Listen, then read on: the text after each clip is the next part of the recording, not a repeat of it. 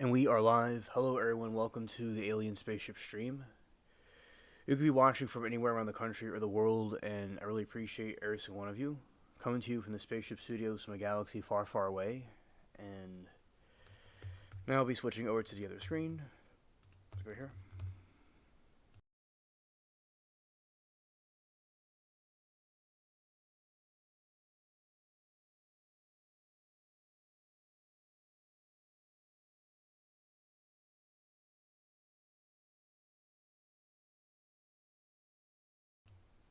My microphone was off, so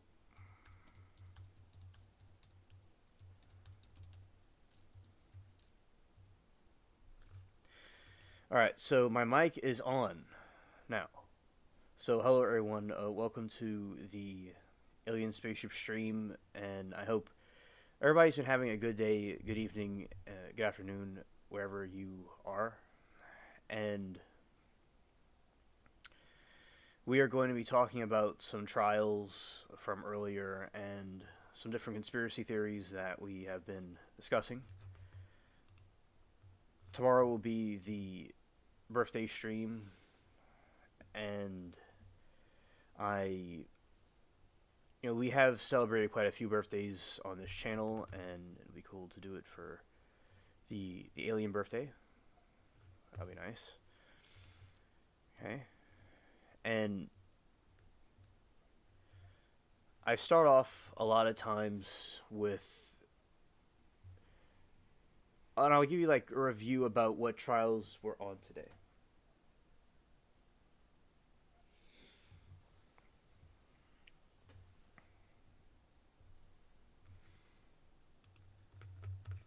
All right, so one that a lot of us are looking into is the Corey Richards trial. Is the Utah mother and children's book author accused of fatally poisoning her husband, Rick Richardson's, with fentanyl, is currently underway in Summit County as of late February 2026.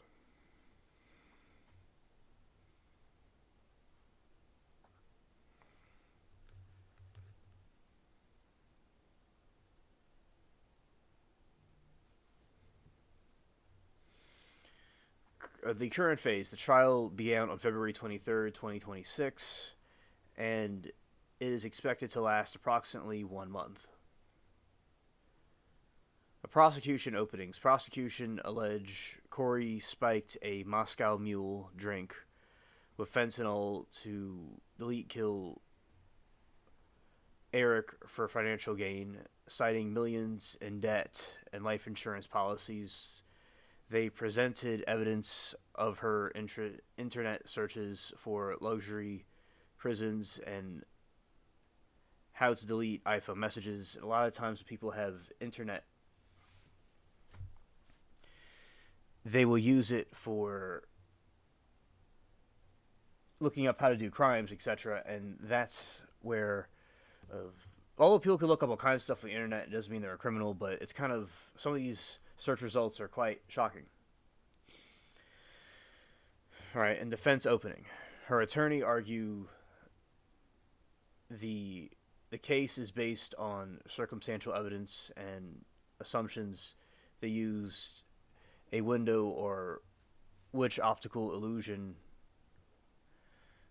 to illustrate the concept of reasonable doubt, suggesting Eric may have accidentally overdosed on substances he used for chronic pain.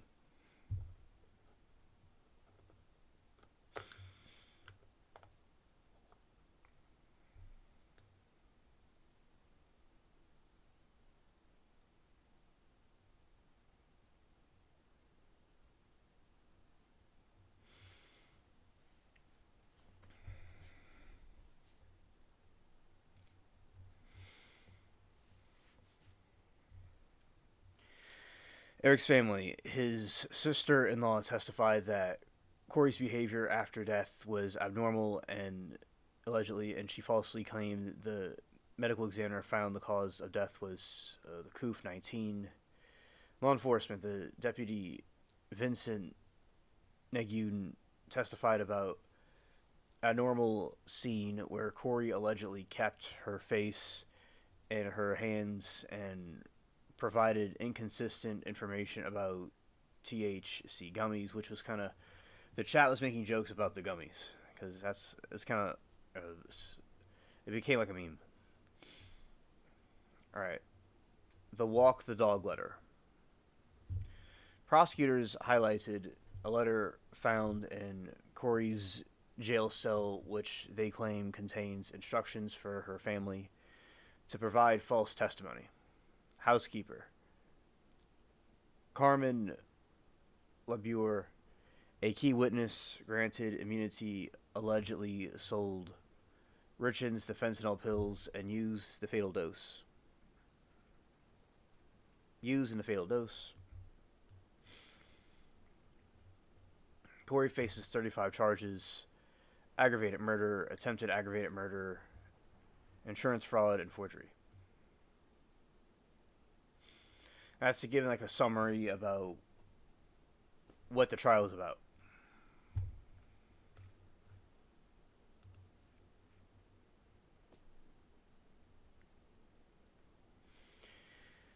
The 1986 Chernobyl disaster is something we'll talk about, has been subject to numerous conspiracy theories, often fueled by the Soviet government, initial secrecy, and subsequent Cold War tensions, while scientific investigation attribute the explosion to combination or flawed reactors. Reactor designs and operator error. Several alternative narratives persist.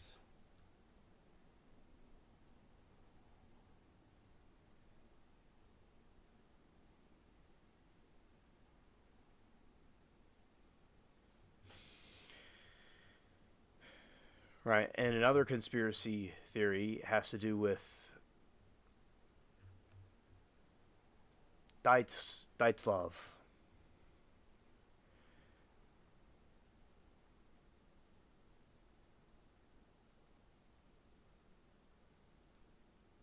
Okay, there's about a person that was there, and then the other Dyatlov is an incident involving the death of 9 hikers whose tent was found cut from inside, with bodies found scattered in the snow, and some with unacceptable internal injuries. Inexplicable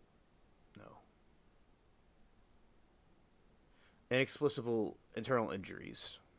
So there's theories that it had to do with aliens or military or some sort of censorship of some kind or a creature. Those are some right there. We'll be getting into.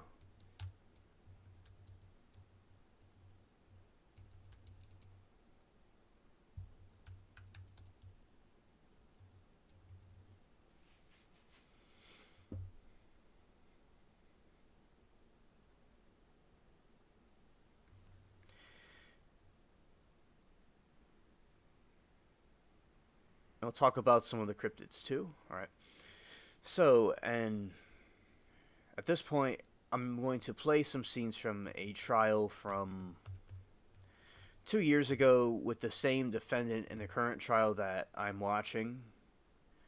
Okay, but it's, as I said, it's a different trial, not the one from today. It's just a review of the past one. All right.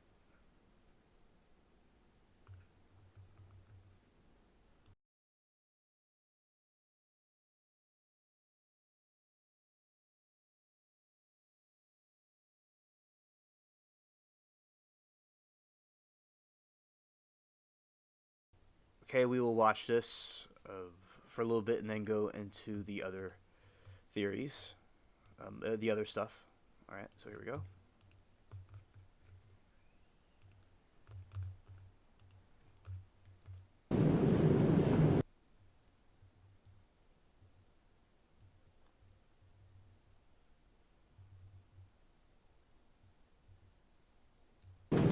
When viewed in isolation,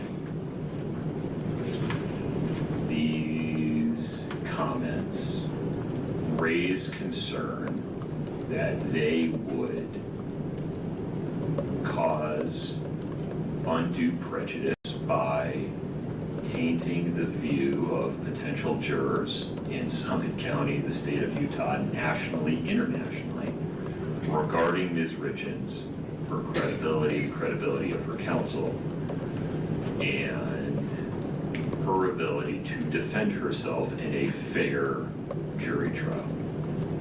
But when read in context, and given how these comments are anchored to evidence in the record and motions made by the parties, these comments are within the bounds of professional conduct under Rules 3.4 and 3.8. These are examples of permissible advocacy on behalf of the state in support of its request for things like further limitations on Ms. Richens' ability to discuss, contact, correspond with certain family members, and also in response to arguments made by defense counsel related to other litigation topics. Moreover, before this issue arose relatively recently, this case had already received an inordinate amount of media attention, an amount so large that it is frankly not in the interest of justice. But the First Amendment works the way it works, and I can't prevent that. What the court can do and require counsel for the defense and the state to engage in is measures to mitigate any potential harm from publicity regarding the advocacy in this case on a going forward basis. And that would include careful, lengthy, and detailed voir dire jury selection. We will need to identify jurors that do not have any preconceived notions about the subject matter of this case or any of the people involved in it. The parties, counsel, witnesses, etc. That may be a lengthy task, but it was made lengthy long before this issue arose, given the pre-existing publicity regarding this case. Moreover, these arguments would have been appropriate and without objection, the court expects, had Ms. Richens actually been charged with witness tampering. In that situation, the court would be making determinations about whether or not there was probable cause for the charge and there was probable cause to bind her over for trial, and these very same arguments regarding potential consciousness of guilt and materiality of the letter would have been made and would have been wholly appropriate.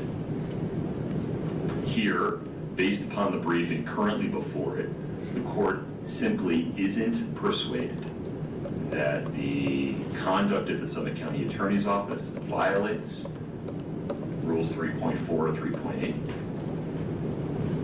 or has caused Ms. Richens a denial of due process or a denial of a right to a fair trial.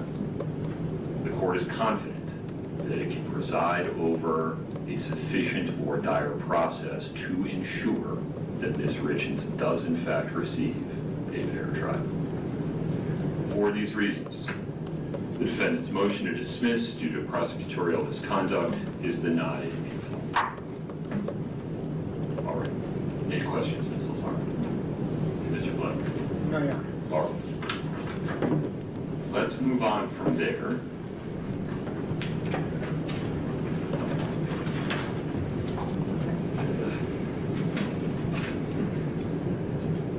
Let's go to the no contact order.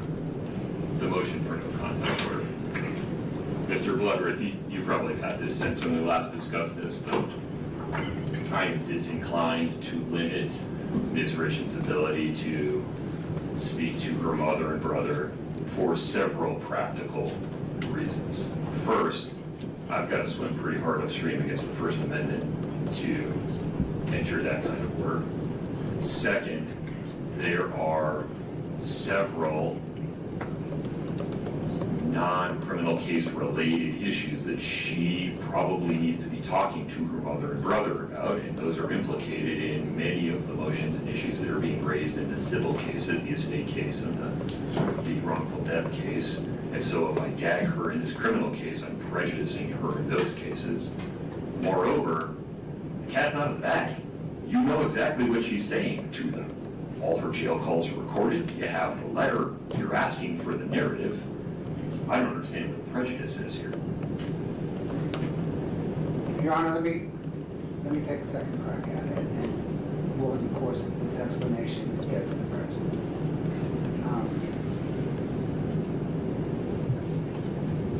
Your Honor, in a sense, the court has its hands on a dial, and if it turns the dial in one direction, it can amplify the protection against witness tampering in this case.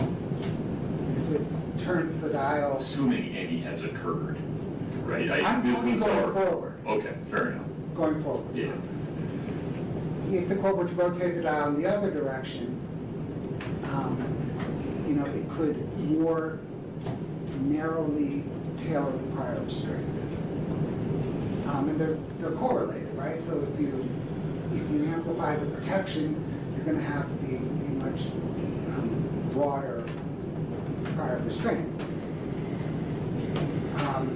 And so when the state first asked for the no contact order, a lot of water under the bridge since then.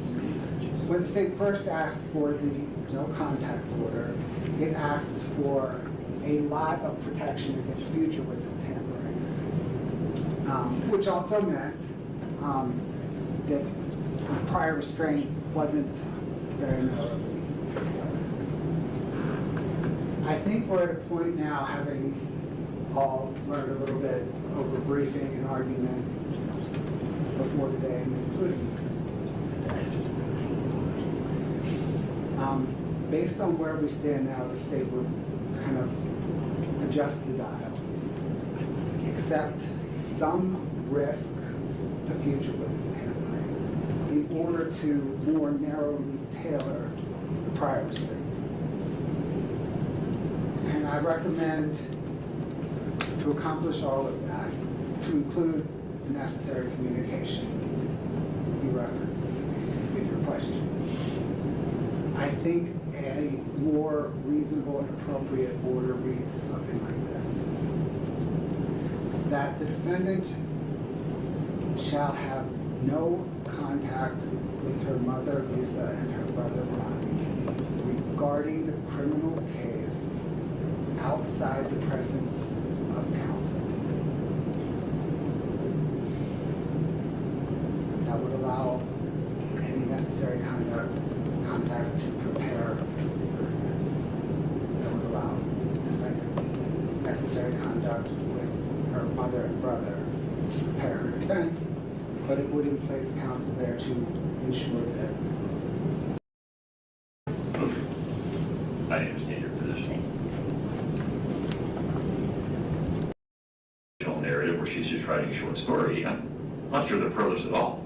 Well, I think. But I'm also not sure they're materials either. I was going to say, I think it needs, before anything, whether it's reviewed by the court in camera or whether it's reviewed by Mr. Jordan, I think there needs to be a twofold analysis as to what and what not is privileged, and then what and what not may or may not be relevant before it's turned over to the state for review. I agree. What I am reluctant to do is make that determination in a vacuum without the benefit of advocacy by the defense and the state. And so I agree with you, though. It's a two-part determination. And the privilege issue is a gate. If I determine that it's a privileged communication, it does not get produced, no matter how material it is. Correct. All right, let me ask the state about this. Mr. Bloodworth, you see where I'm headed here procedurally. Any objection? No, Your Honor, that's what the state asked.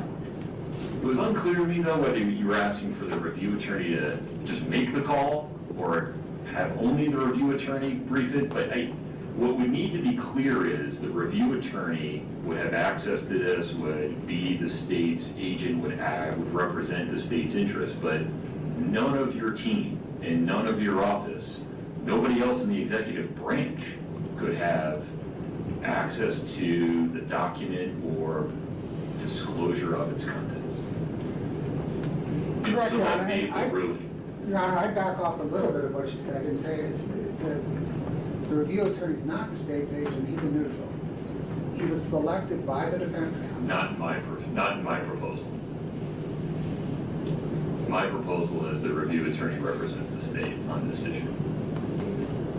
Because Ms. Lazaro and her team are going to be making advocacy arguments on behalf of the defendant that I imagine go in the opposite direction. Well, Your Honor, I imagine the state too would present advocacy on its behalf, at least to the threshold matter of privilege. How? You won't know what's in the document. So you need a lawyer that has access to it, and it can't be a member of the litigation team. No, Your Honor, to some degree, the state does know what's in the document because the state has listened to jail calls where the defendant describes in great detail what's in the document. And that Maybe, but we have no idea if that description is accurate or not. The document speaks for itself. Correct, Your Honor, but how the review attorney interprets the document will depend on some measure in the defendant's characterization of it. So the state... Fair enough, and so will the defense have to navigate those waters. Yes, Your Honor. The state envisioned and asked for a procedure with the review attorney or the court. We asked for it in the alternative, whereby both the state and defense can present legal argument based on whatever facts they know as to whether or not particular material inside the envelope is privileged. And then he can make a threshold determination on privilege.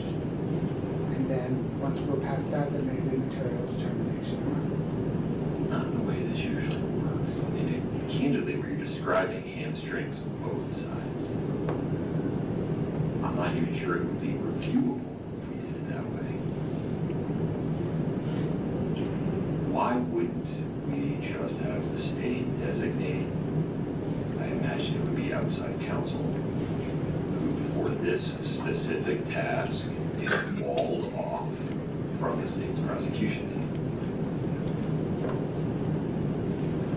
When I represented members of the media, this is how we did it. That's right. Like, I can't share any of this information with the reporter, but I can argue why they should have access to it based upon the content of the document. Where do you see the error here? Your Honor, the state's agreeable to pursuing it in the fashion the court described. I've seen it work both ways. I think the way you described is perhaps more common in civil litigation context than in criminal one. Sure. And I'm fine to proceed, the state is fine to proceed in either fashion. The state's, the thrust of the state's argument is the material needs to be reviewed by a neutral. The defense alone cannot make the privilege determination. I don't disagree. And whatever procedure the court prefers to accomplish that, the state agrees to. Okay, I appreciate that. Have a seat. There's a lot of chatter over there, Ms. Lazaro. Sorry. You feel like we need to go in a different direction? Just, I guess, 2 points I'd like to make. Given that the court is viewing the review attorney as an arm of the state, our preference would be that the contents be reviewed in camera for at least the initial. Maybe I'm wrong about that. Forgive me. The existence of the review attorney, Generally speaking. their identity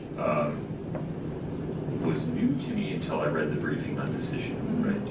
And so it doesn't have to be the review attorney, but what I'm trying to avoid is, on the one hand, the court making this determination without the benefit of the adversarial process. We're not asking for that. I agree with the court's proposition as to how to move forward, and that it first get reviewed for privilege, and then we address materiality of it.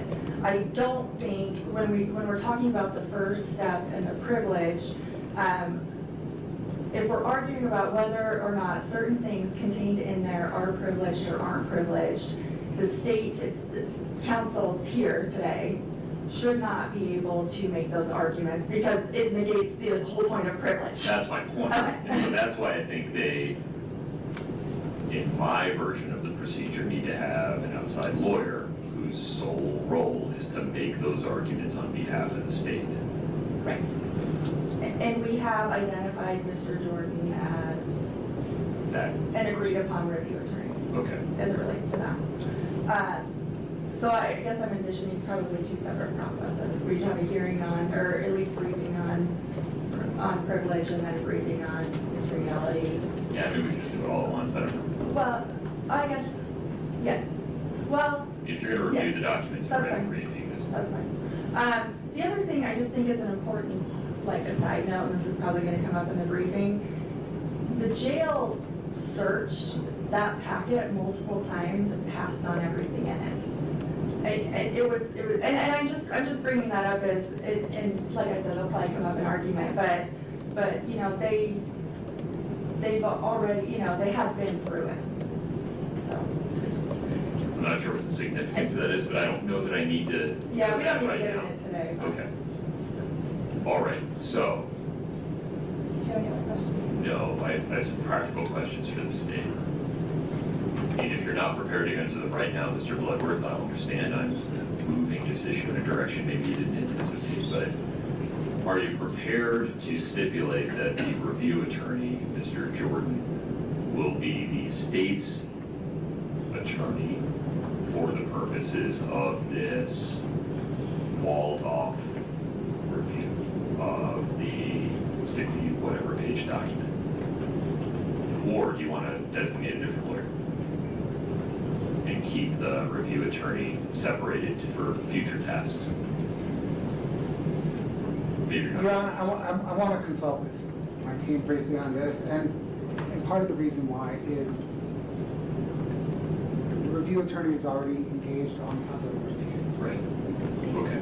And so my sense is we need a new attorney. Maybe so. That I don't want any of his other reviews to Be affected. be affected.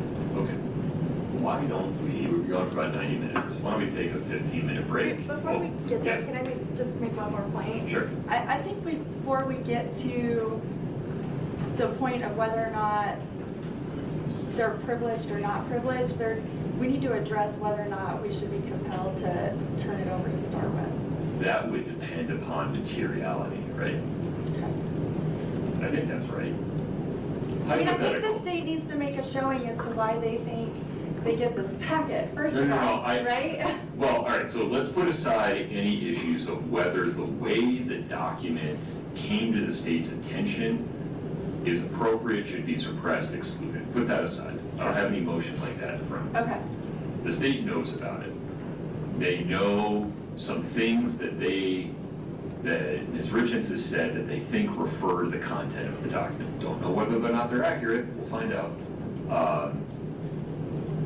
Whether the defendant has to turn it over under Rule 16 will depend upon whether it's material, right? Whether there's good cause for the disclosure.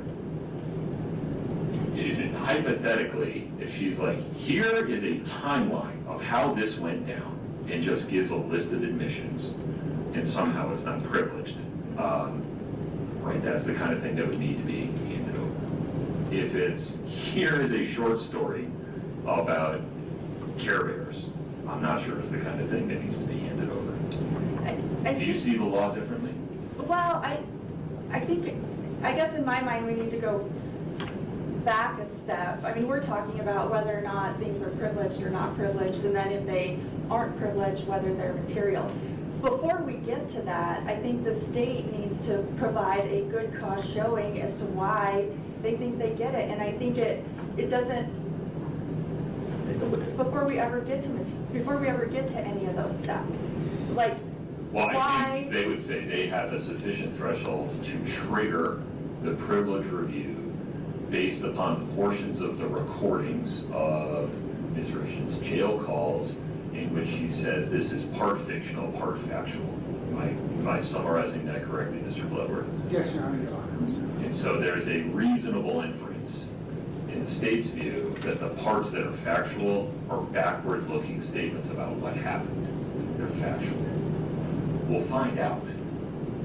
But there's at least enough that the state has presented to trigger your need to assert the privilege, maybe move to suppress, I don't know, and then to trigger the related materiality review. You see it differently?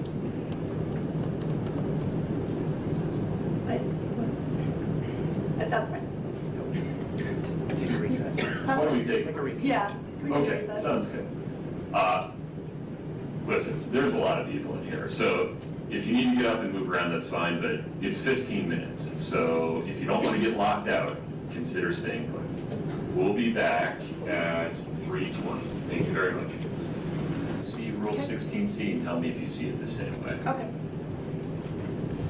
So, initially, the only thing the state has to show is the materiality of the information requested from the defense before the defense is required to either make the information available or assert a constitutional privilege, such as one against self-incrimination, an evidentiary privilege, such as the attorney-client privilege, or a counter-argument that you're wrong, it's not material. Why aren't we at that point where you're saying, for example, it's privileged, maybe additional privileges and arguments will be raised in the briefing that would occur behind seal, such as what they want would implicate Ms. Richens' right against self-incrimination, and or it's not material. That's what I'm trying to have play out through the adversarial process, and I don't know what's in the document. Right, I think perhaps the state needs to make a good cause showing that they're entitled to it, I think, before we get to whether the materiality of it. I think that's where we differ, and the reason I say so is, and I'm happy to be educated about this, but State v. Spry, 2001, UT App 75, we further hold that the good cause, quote unquote, under Rule 16C requires the prosecution to establish only the materiality of the information requested from the defense before the defense is required to make such information available to the prosecution. But also that things like the right to the privilege against self-incrimination is paramount and therefore overcomes that good cause consideration. The state in its motion is saying, we think there's good cause here because based upon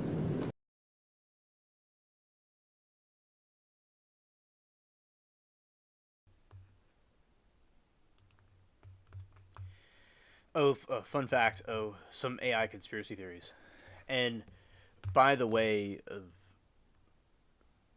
my birthday's tomorrow, by the way. And, alright, so AI conspiracy theories typically fall into two categories. Alright, so, because we were talking about, say, we are AI doing AI things while finding out we are AI. Yeah, it's like the whole time we were doing AI,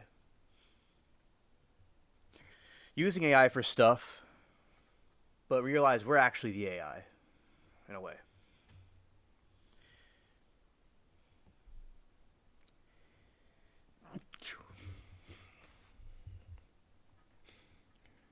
So the theories about AI, and it,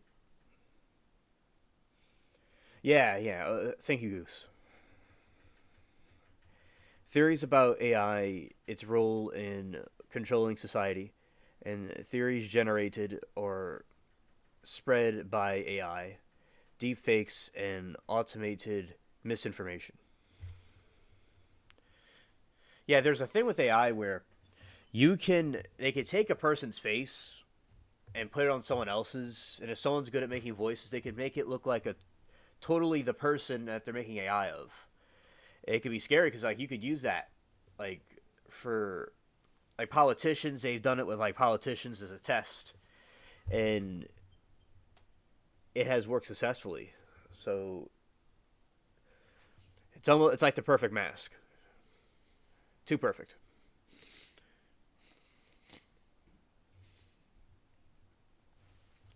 There is. Oh, thank you, Goose. I appreciate it. Thank you for the super chat.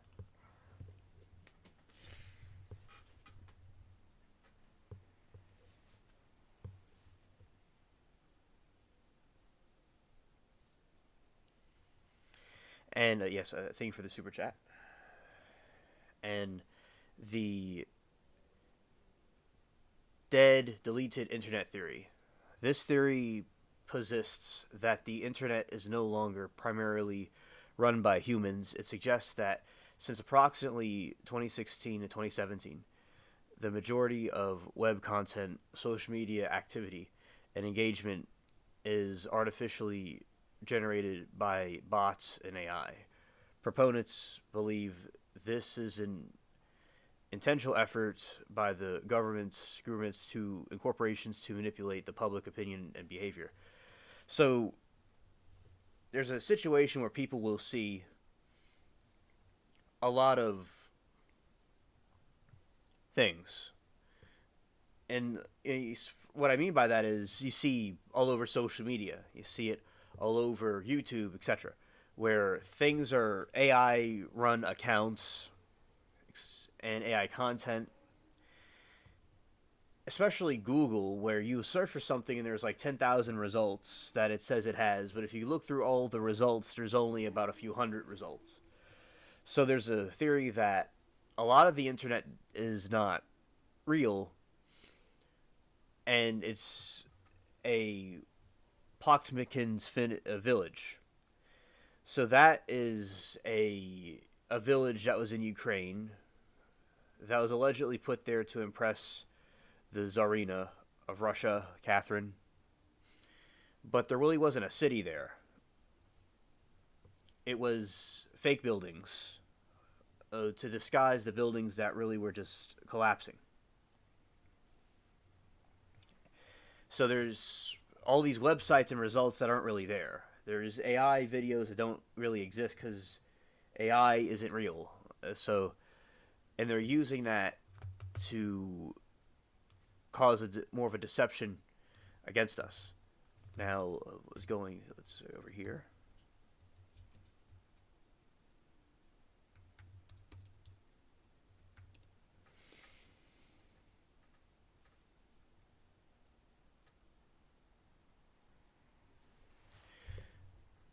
Right, and the internet died around 2016 and 17. Is now almost entirely populated by bots and AI-generated content, just as I said. And while once fringe 4chan, Reddit, creepypastas, it gained some significance in our time. And some more detail about the theories is that proponents argue that the majority of online posts, articles, and users are actually bots, AI scripts designed to simulate human activity. Coordinated gaslighting, a strong version of the theory, claims the governments, megacorporations intentionally flood the web with AI content to manipulate public opinion and consumer behavior, and especially for their profits and their money that they're trying to make. It's a deception there. The Pokemon's village. Search engines feed curated show only a small slice of approved content, hiding the fact that real human engagement is dwindling. There's theories that with social media and the internet, although I think it's been a great tool to connect people together, all of us met through the internet. Maybe we wouldn't have met this way, or maybe would have met other ways. But yeah, so I think there's good things about it, but there's cons to it too, where people may not always have meeting people in other ways and other types of social interactions. So that is another factor that can people have had concerns about. All right, loss of human vibe. The theory is often sparked by the subject of feeling that online interactions have become formulaic, repetitive, and soulless. The theory's resurgence is driven by measurable shifts in web traffic and content production. Bot traffic milestone. For the first time in over a decade, automated traffic surpassed the human activity in 2024-25, reaching 51% of the global web traffic. According to Imperva Bad Bot reports, and there's AI slop content we've seen on there's on Facebook, there's Twitter, X, YouTube, etc., all over the platform. The platform's everywhere of weird AI videos. Some of the AI videos are good, but some of them are not good. It could be used for good and sometimes not good. So there's AI slop on social media, AI generated images like shrimp Jesus phenomenon frequently go viral with thousands of comments and likes generated by bots interacting with other bots. Yeah, because the bots are like they'll program these bots to talk to these other bots, and they're generating reactions that aren't really even really real.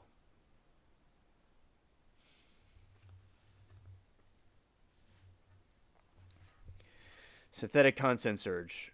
As of early 2026, some reports suggest that over 50% of the new online articles and roughly 74% of newly published web pages are AI generated content. Now, with apps, like they could make apps with AI too. That is another thing people have seen. And when you have these AI generating apps and generating articles on its own, it could be spooky stuff. It's like you say, alien.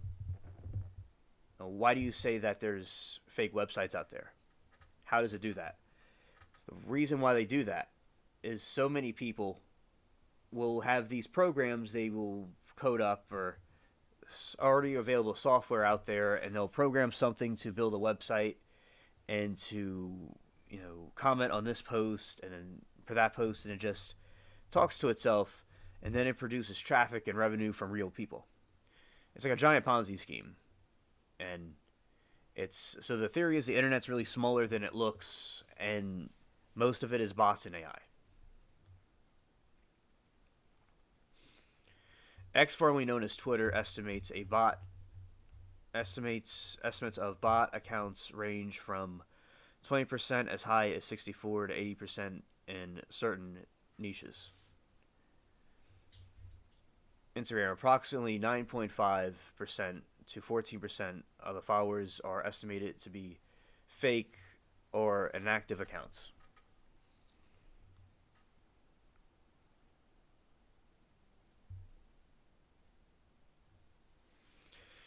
Most experts view the DIT not as literal government conspiracy, but as byproduct of enchification, the process where platforms optimize for profit through algorithms that inadvertently reward cheap bot-generated slop over authentic human creativity. It's like a sugar water type mentality where they want to rack in all the profits they can, but not actually bringing in a genuine good product. While the internet isn't dead, its terms of human presence, it has been hybrid reality where humans are increasingly the minority in a system designed for machine-to-machine interactions. Future projections by firms like McKinsey and Europool suggest AI content could reach 90% to 99% of web by 2030. Okay, hey Zero, welcome to the stream. Yeah. Time to test your might. Scared. Okay.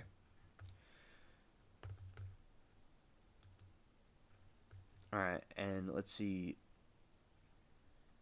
Historic evidence for the dead internet theory is a mix of digital folklore and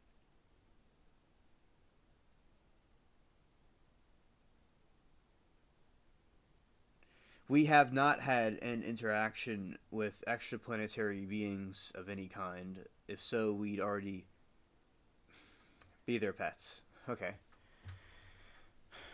That's a good observation, Zero. And one thing that I would bring up is, so how do we know that we aren't being watched from a distance? Like, how do we know we aren't, like, say, scientists watching a lab rat in a laboratory?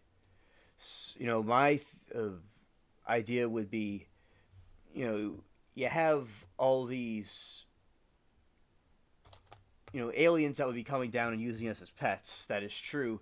Now, what would be the scenario? Do they put us in a cage in a spaceship somewhere? Like, I don't know exactly what they would do. It's possible they might be observing us from their own safe zone from space or from their UFOs, whatever they use. And they even could be amongst us. Now, in the future, maybe they will come down and do something. But I think it's possibly true that they may be observing us. And, we might be part of a big experiment. Yes, they could have put us here. That is correct. There's a theory that the Anunnaki, they're called, and, say, other aliens of somehow, like, there was humans in the beginning, or whatever we were before we were humans, and for the evolution theory, or those who believe in that. And they infused our DNA and with the primates and created the Earth people and in their image and likeness, and they were able to use a workforce for us. So the Earth itself is a giant, like a aquarium of their own species they created or held as hostage. There's other theories that they visited us in the past, and that's why the worship of different gods and goddesses and deities were actually the aliens or some sort of extraterrestrial entities that were using us as pets at that time. So that's another idea too.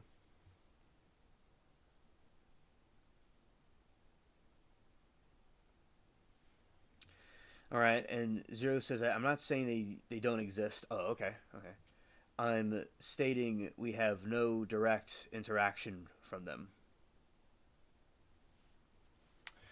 All right, so there are some cases. So I would say is that right now it's obviously true that I don't think there is an alien, besides this one, an alien podcast right now where aliens are actively talking to humans and directly in contact with us at this moment, obviously. But there seems to be some cases where people have had very brief, sparse interactions with them. Like someone had an encounter or had a UFO sighting occur or they were abducted by aliens briefly. So if it did happen, which yes, I agree right now, we're obviously not been confirmed that they're contacting us. There has been some little guerrilla war type incidences of UFO encounters. Now, are they hoaxes? Are they fake? Or some real, whatever they are? I'm not too sure. But if it is there, it was very here and there, like guerrilla warfare. It wasn't directly to us like how we're talking, or especially on a larger scale, obviously. So that's my position on that part. All right. Historical evidence of the dead internet theory is a mix of digital folklore and measurable shifts in internet traffic, while the specific conspiracy that a government psyop killed the internet in 2016 remains unproven. Several historical milestones lend to the credibility. The Agora Road Post in 19 through 21, the years. The term was popularized in January 21 thread on Agora Road's Macintosh Cafe. Forum titled Dead Internet Theory, Most of the Internet is Fake, by users named Illuminati Pirate. Interesting. 4chan and WizardChan Roots. Illuminati Pirate claimed that the theory had been circulating on anonymous boards since 2019.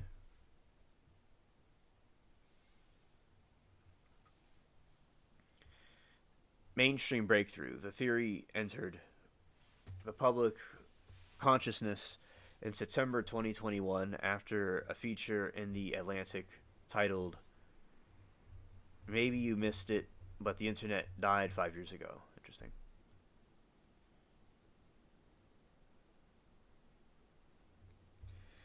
Razio says, "I'm stating if being came from another star, they'd be beyond our comprehension to the point that we'd not even be able to register each of their other both directions, if that makes sense." All right, so you're saying the way they would communicate with us, correct me if I'm wrong. So your position is, if they were communicating with us, they would be beyond our comprehension and realm of understanding about how it interacts with other beings. So if we were maybe being interacted with them, we wouldn't even really know it. That could be possible, yes. There are theories that the Greys and some of the other ones are time travelers or fallen angels or something like that. Or they're not really what they say they are. But besides all that, the aliens from another star would definitely be beyond our realm of understanding and comprehension about how they would communicate. It could be communicating with us right now without us realizing it. It could be right here in the room with me, and I just don't even realize it because I'm just beyond my realm of understanding and reasoning. And Zero says we'd not even be able to perceive them. That is, I think, very well said. We would not be able to perceive them. Just say when explorers reached different islands and different lands across the world, people didn't understand what the musket was or what a ship was. They thought that they were from the heavens or something. It was quite... So yes, their communication is, as they say about God, is God's ways aren't our ways, and the aliens' ways aren't our ways either. Right?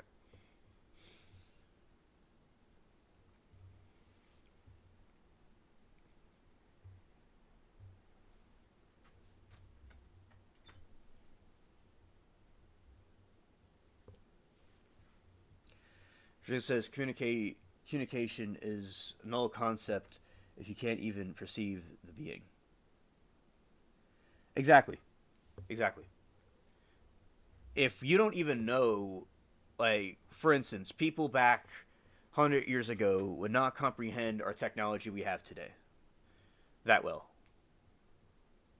It's something that's like thousands and thousands of years ahead of us. We wouldn't be able to comprehend it. Right.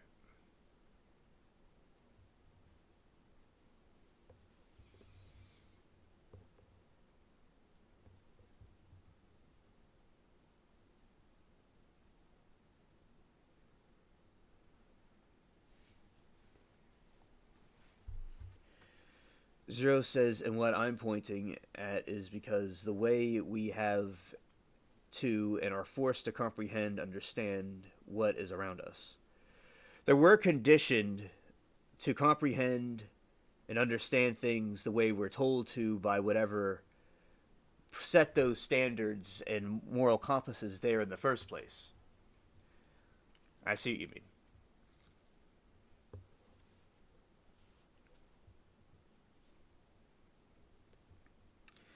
And Zero says they can't even perceive us because of how they comprehend what they perceive. Now, the only way they would be able to do that, if they studied us for a long time, do you think they may be able to do it? Because it would be true that our level would be very hard for them to understand, like two people speaking two different languages. It'd be hard. It's different, like say Asian compared to the the Roman alphabet. It's like something out of this world that they wouldn't be able to comprehend or understand. Yeah, that's a good point.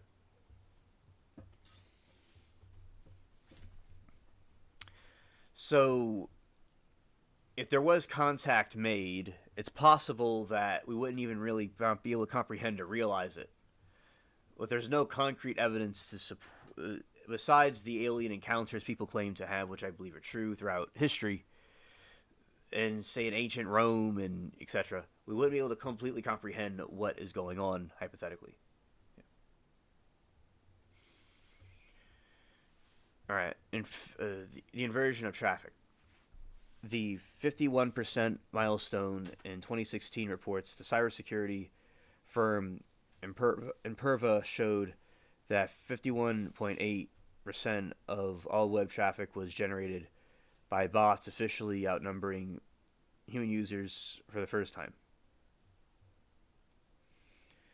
Historical precedents. While in 2016 the death date for the theory, bots also briefly surpassed human traffic in 2012 to 2013. The inversion phenomenon at YouTube.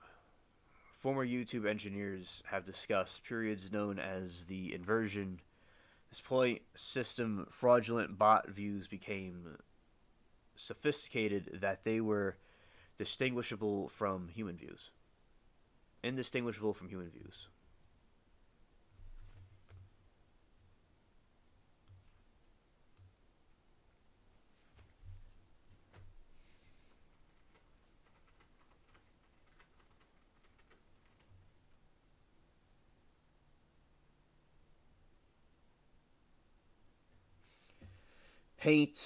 Painting, painter, different layers of perception, different things, yet all part of the same thing. Yes, I like that analogy. Yes. Yeah, the paint and painting and a painter. It's all points of view, and they're different entirely from one another. Paint is different from a painter, they're not the same. And painting is different from both of them, but they're all the same thing. That is excellent. What a great analogy. Wow.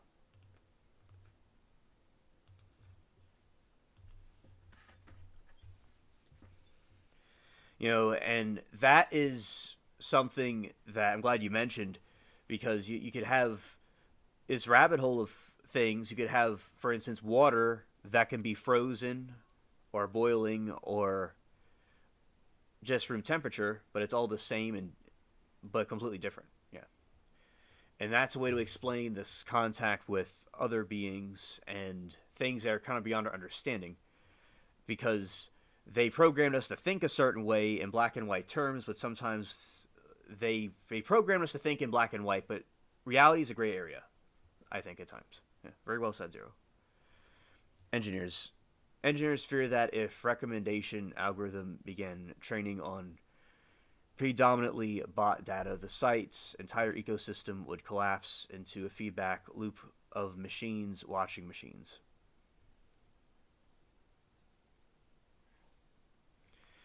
Modern data points. The theory has transitioned in conspiracy to observation as data confirms synthetic web. Bot supremacy. As of February this year, bot traffic has stabilized approximately 51% of global web activity, with the bad bots alone accounting for 37%.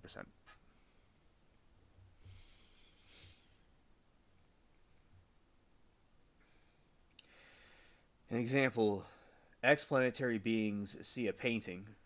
We see the paint. Yet the universe is the painter. Very well said. I like that.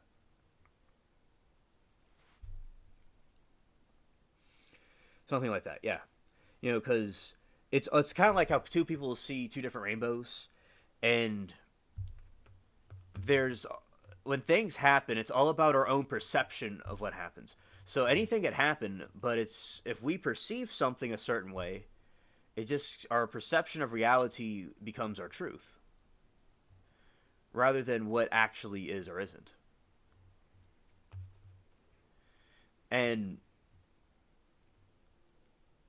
you could, someone could see a lot of people in traffic, or see a lot of people at the mall or a grocery store, and say it's annoying people, or they could say it's like a festival of some kind. It's all an interpretation.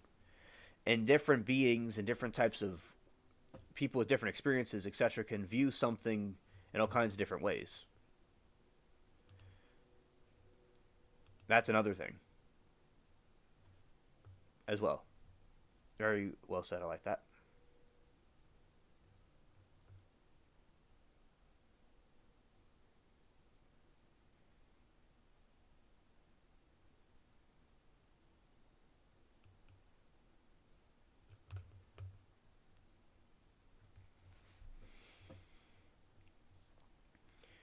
All right, and the Shrimp Jesus era, which was in 24 to 25, the Facebook was flooded with surreal AI generated images like Shrimp Jesus that generated tens of thousands of interactions, largely believed to be bots, bots engagement farming with other bots.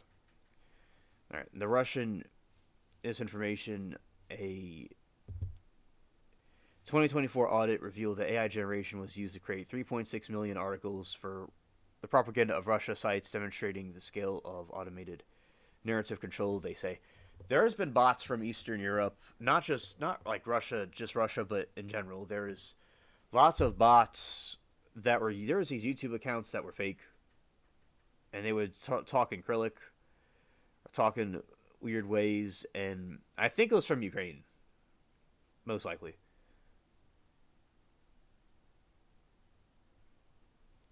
And there's all kinds of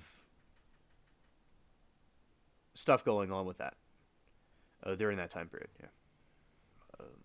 Back during the when the war started.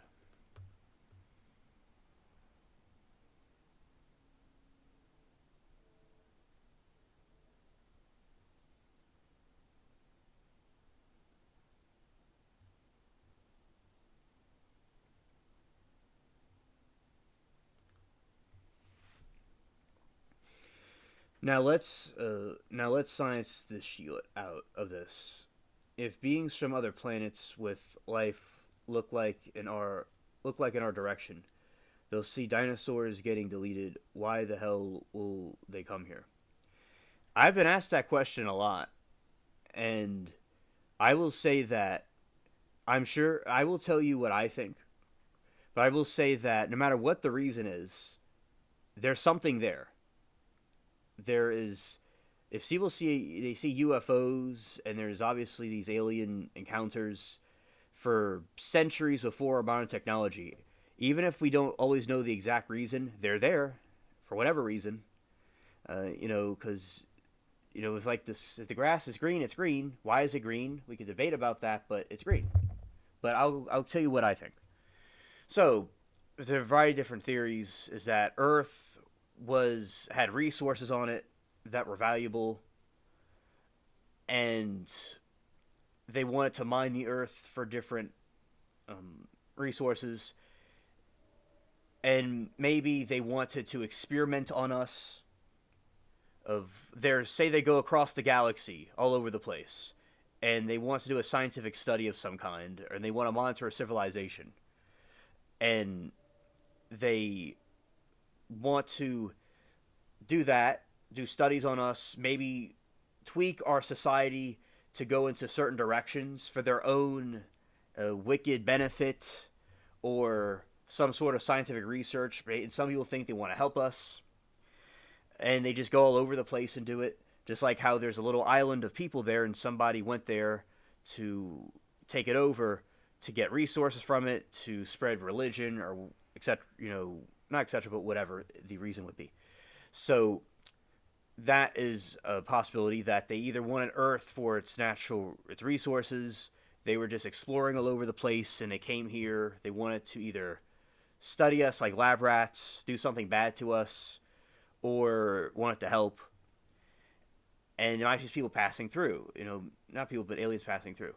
The other theory is that if they are wicked entities from some other dimension is that they were just part of a scheme to destroy the people of Earth and to get endochrome, which is this alleged endochrome that the elites allegedly consume, like kind of vampires. They wanted that, like a harvesting that. They wanted to corrupt us spiritually, do experiments on us, or try to do a scientific thing to mutate our DNA with theirs. Kind of like how we study lab rats. That's another option. And then the other theory, which has nothing to do with it, that they're not aliens at all, and they're just time travelers for thousands of years from now that lived out in space for a very long time, for centuries, and they came through a time machine here to see their ancestors and how the Earth used to be before their ancestors left it. So yeah, those are my theories about the alien theories are, and if they're interdimensional evil beings, what that reason is, and if they're time travelers, what the reason is. And besides that, I really would not know what in the world an alien species would want with us on dinosaurs, cats, dogs. I wouldn't know, with all the billions of galaxies, why they went here or what the purpose is. I do agree. What on earth is with that? But there is something there, it seems, and I don't know why, but those are my theories, what it could be. But it's very true. I wouldn't know the point. And Jupiter is bigger than our planet. There's all kinds of other places to go. Now, we do know that this Earth is the only place where there's known life. This also would say that about the alien theory, like, where are the aliens at if they're real? But so far, it's true that they say, which I don't completely agree with, that we're the only known life in this region of the galaxy. So if there was some visitors from far away and they found life on this planet for whatever reason, those are the reasons that I would think they do it. And the other concept that I thought about when the light asked me about this is that maybe they go all over the place, all over the galaxy. And this is one of the places they went to. So that's my theory about it. But yeah, definitely. There's so much other places to go. Why would they go here? Yeah. Good observation, Zero. It's a very good question. Because we have to find out the truth. And I want whatever the truth is. Although it would be really difficult to really prove one way or another, technically. But I do think there's something there. People see. But those are my theories about why they're coming here, if they are real. Which I believe they are. Okay, and let's go to this part right here. Let's see.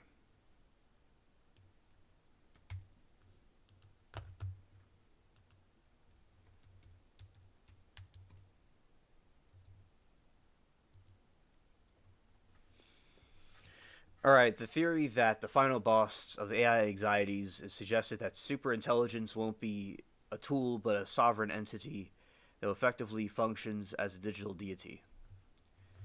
Alright, there's theories that it's trying to be sentient like a Megatron or like a Decepticon or Autobot type being.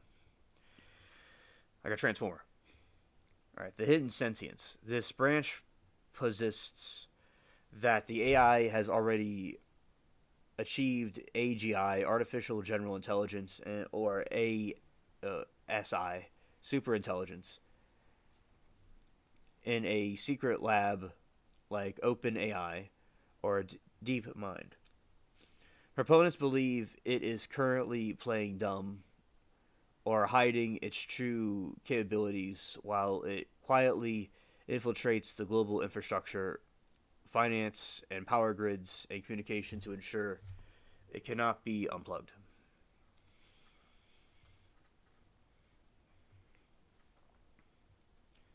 Originating on the less wrong form, this is a famous thought experiment, info hazard. It suggests that a future of all AI powerful, mighty, interactive punish anyone who knows about its eventual creation but didn't help bring it into existence. This turns AI development into a high-stakes Pascal's wager where the machine is an omnipresent judge.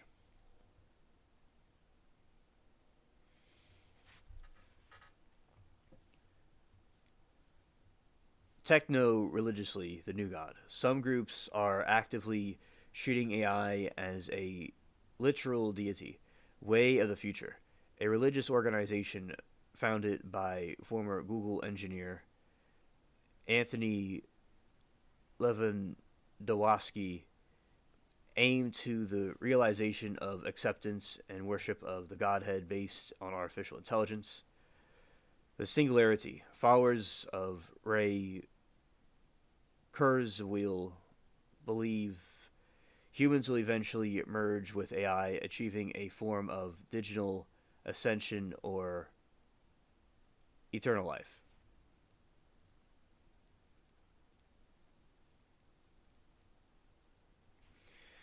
The theory thrives because AI is increasingly a black box technology, even if its creator don't fully understand how it arrived at certain outposts and God of gaps.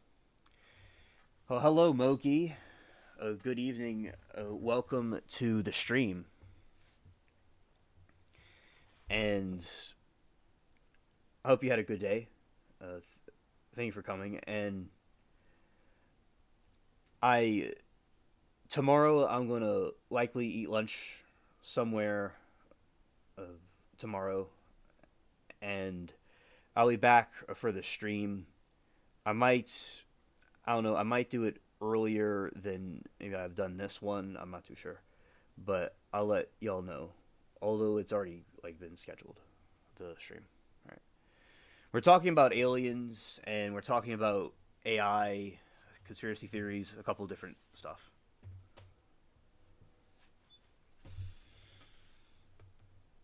Going down the rabbit hole.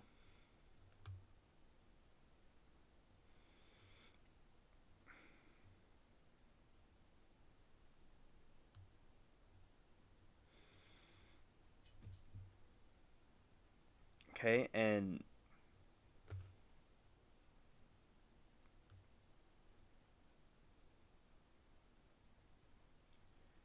let's go to this one, the existence of replacements.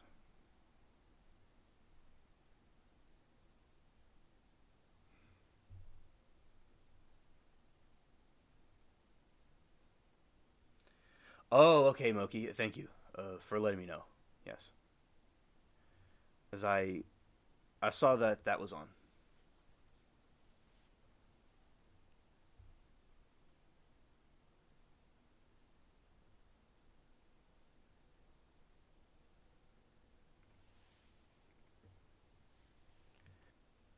See, total surveillance, social engineering.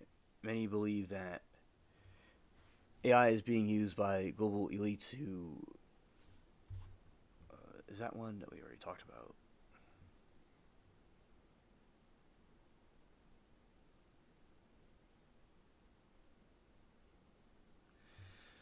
Moki said Anna Paulina Luna tweeted a link to the site where UAP files are likely be, so I guess that's all in the works. Oh, okay, thank you.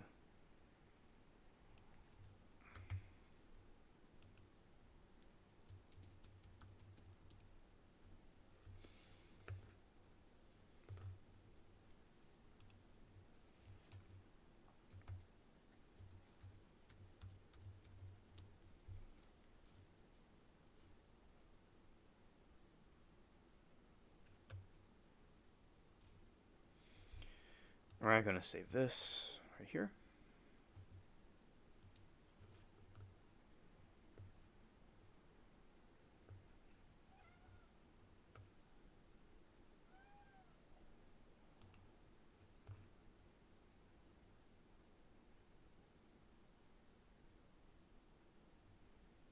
Oh, there we go.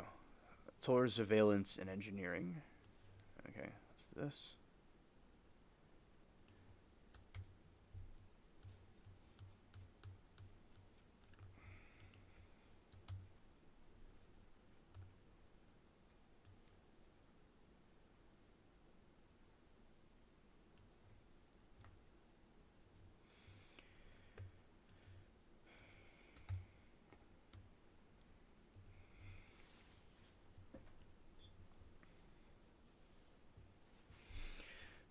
All right, in 2026, the concepts of total surveillance social engineering have moved beyond traditional conspiracy theories into what experts called precision level psychological warfare. While some still view these as coordinated globalists plots and documented, reality involves the use of AI to monitor behavior and manipulate human trust in industrial scale.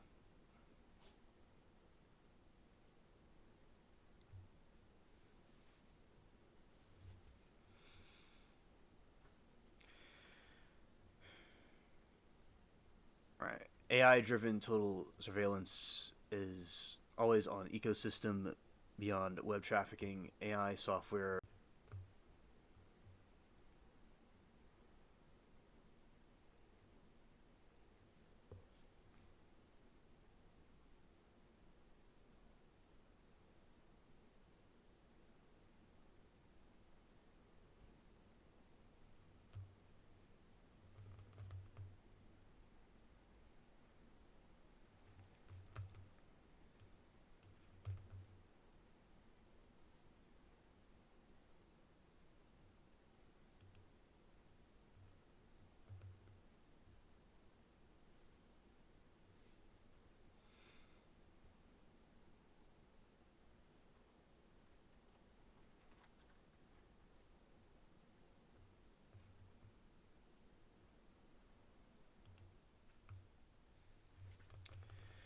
Okay, I'm back. Let's see. I'll go pull this up. Let's keep this here.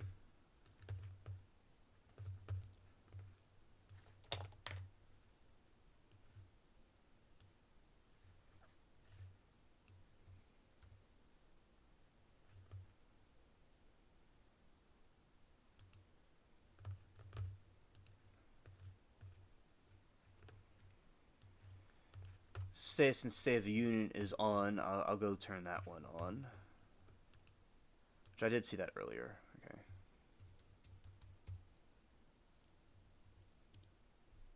Let's see.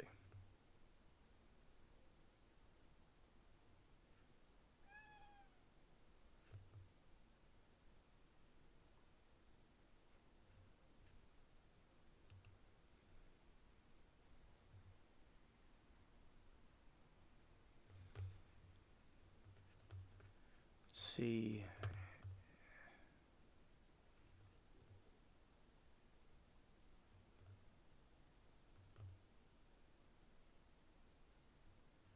Okay, I see.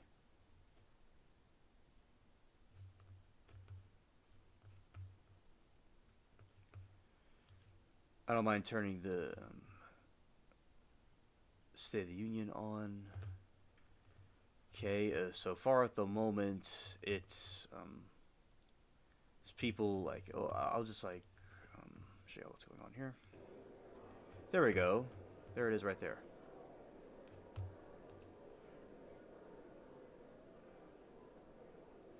Oh, she said the National Archive. Okay, thank you. Oh, thank you for the link. Okay, and State of the Union. We want to change this title a little bit. Let's see.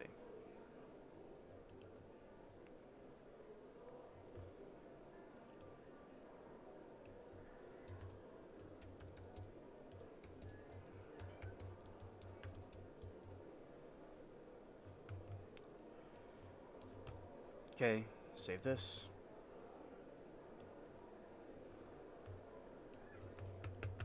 And we got bubbles chirping. Yeah, I see it has not started yet. Okay.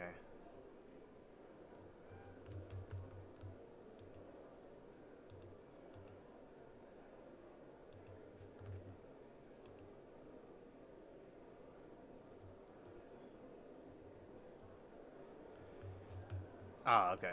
Okay. Okay, I see. And I'm rewatching it to see what's going on. Oh, by the way, this backdrop that I have right here is the planet Serpo. The skyline of Serpo with the two moons.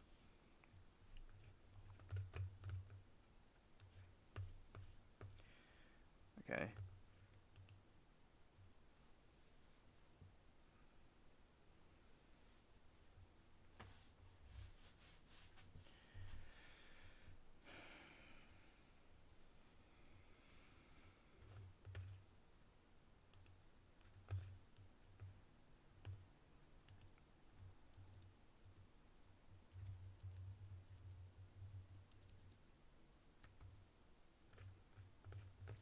Oh, I created it with AI. With the AI image maker.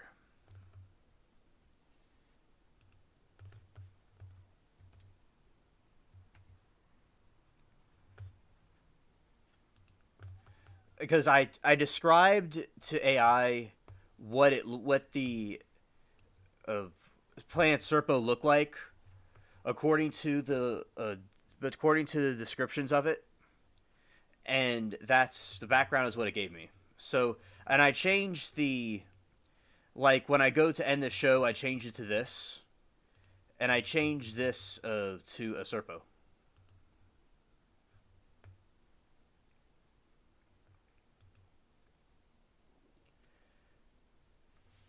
All right, Baron Trump is there. He's a looking kid. I saw people say Baron is a star seed. Oh, okay. Yeah, yeah. Hilarious. Yeah, definitely. Oh, thank you, thank you. Yeah, and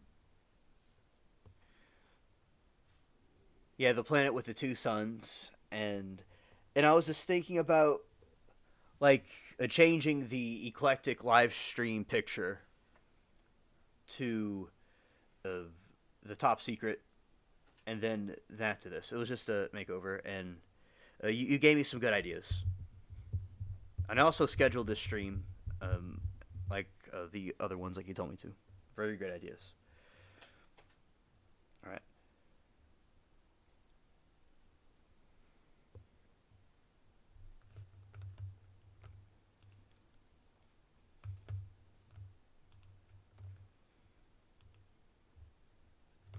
let's go here this way. And thank you, Moki, for thinking it's cool. That's nice.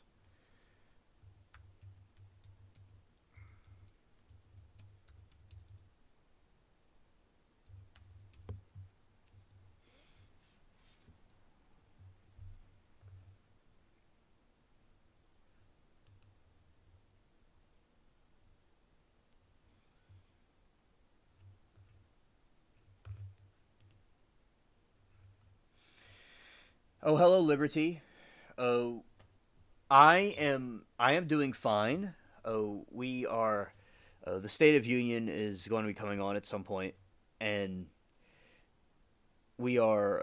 I was talking about some conspiracy theories, some rabbit holes we've been going down, and recently we've been going through some different conspiracy theories.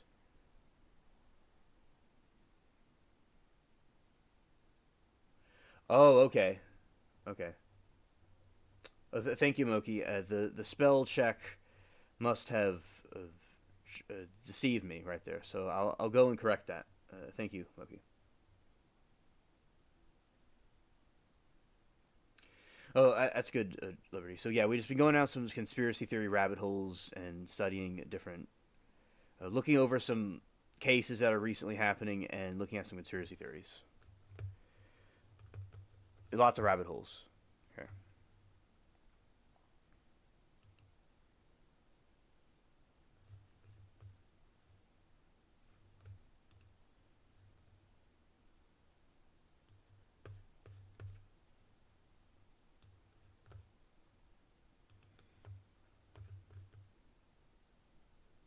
Oh, an extra eye in it. Okay.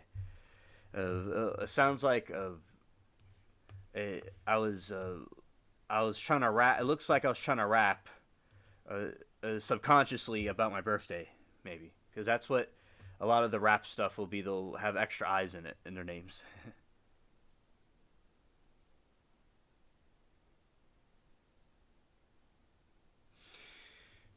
I think he will touch on it, perhaps, and if he doesn't do it this time, he will do it at some point soon, in my opinion. But since aliens have been talked about, and he was going to agree, do a disclosure about some of the documents after him and Obama were talking about it, I think it is a possibility that we may be hearing about aliens. Yeah. And Moki says, Alien and I have a plan for when the UFO files finally drop. Yep, we do. That's gonna be, uh, that's gonna be epic for us. Okay.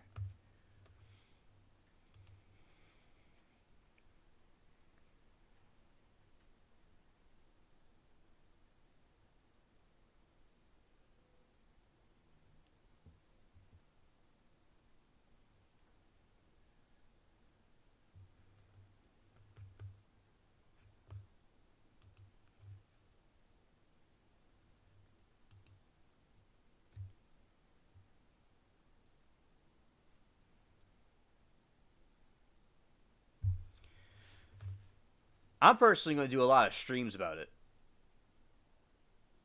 Yeah, like I will do streams about that, and we will we're gonna go down the rabbit hole and have like a whole alien marathon about that. Definitely, Moki and I are gonna get really deep into it as we talk about it in the chat and in the live stream chat, like what we're doing now. Yeah, and it's gonna be lots of files and rabbit holes, and oh yeah, because Moki and I were going to also. Oh, Moki says we are going to FaceTime our phones while we both on our computers going through them, might order pizza and stay up all night. Yep. Uh, that's the plan that her and I have together. And I'm also, just for the record, as I said, I'm going to do a lot of streams about it too.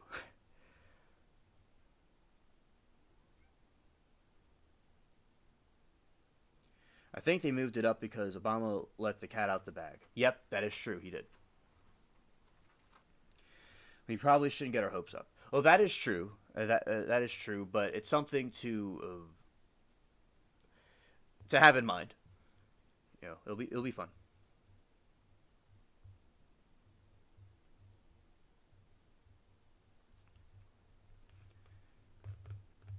Okay, I'm going to uh, put it on this window so y'all can have some background noise while I go look at something real quick.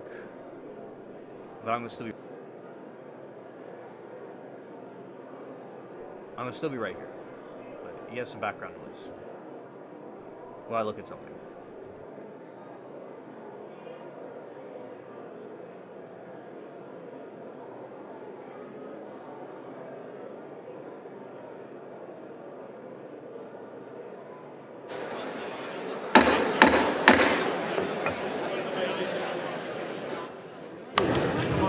Mr. Speaker, the President of the United States.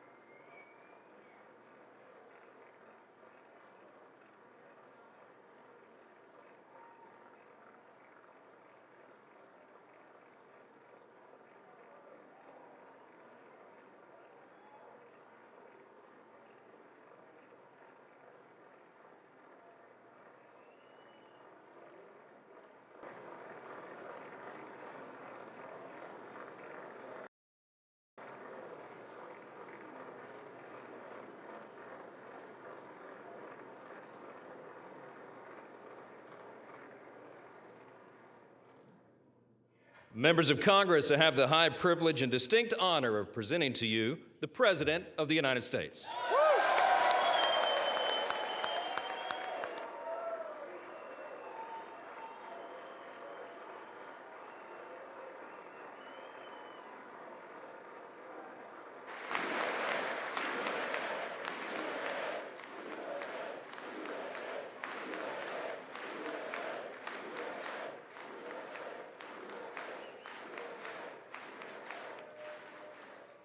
Well, thank you very much, everybody. It's really an honor.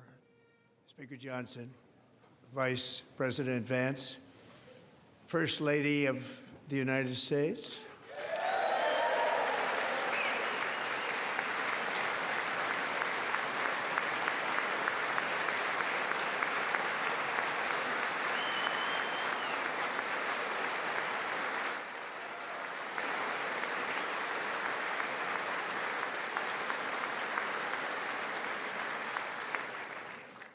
Second Lady of the United States.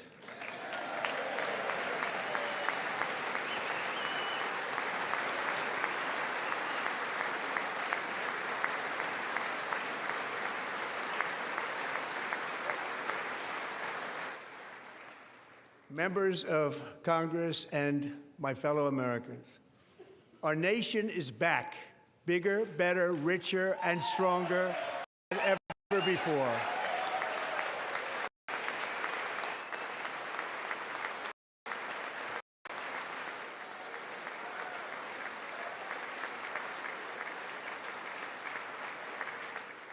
Less than 5 months from now, our country will celebrate an epic milestone in American history.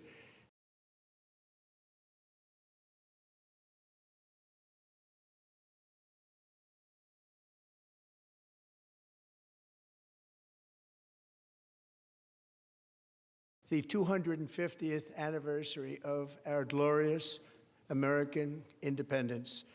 This July 4th, we will mark 2.5 centuries of liberty and triumph, progress and freedom in the most incredible and exceptional nation ever to exist on the face of the earth. And you've seen nothing yet. We're going to do better and better and better. This is the golden age of America.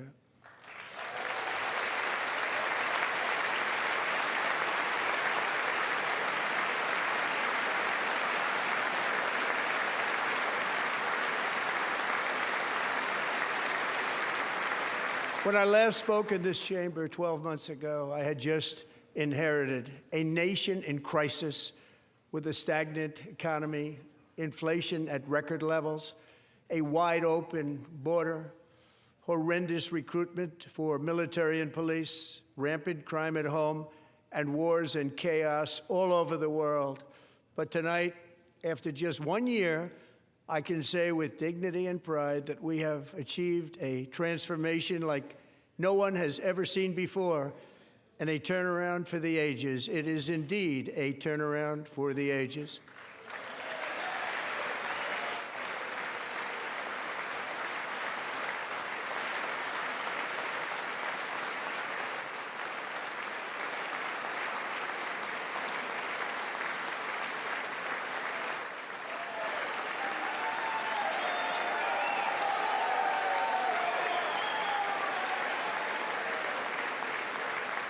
And we will never go back to where we were just a very short time ago. We're not going back. Today, our border is secure.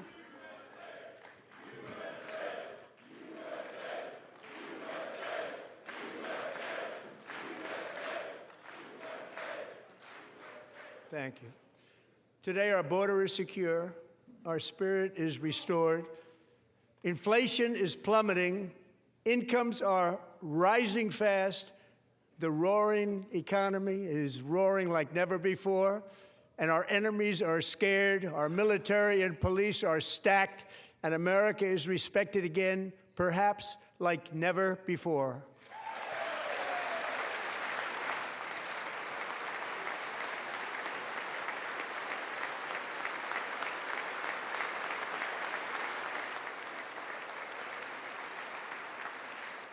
After 4 years, in which millions and millions of illegal aliens poured across our borders, totally unvetted and unchecked, We now have the strongest and most secure border in American history by far.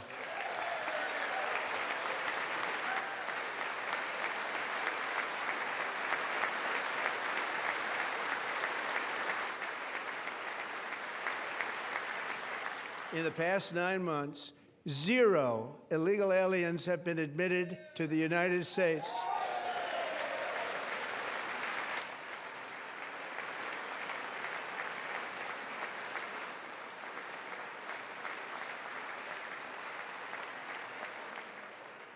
But we will always allow people to come in legally, people that will love our country and will work hard to maintain our country.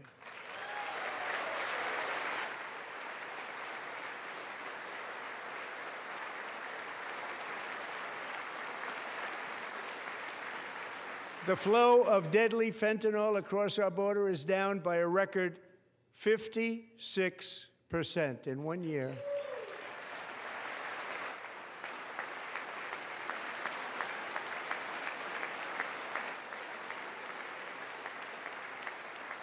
And last year, the murder rate saw its single largest decline in recorded history. This is the biggest decline, think of it, in recorded history, the lowest number in over 125 years, year 1900. In fact, substantially before my wonderful father, I had a wonderful father, Fred, before he was born, substantially before he was born.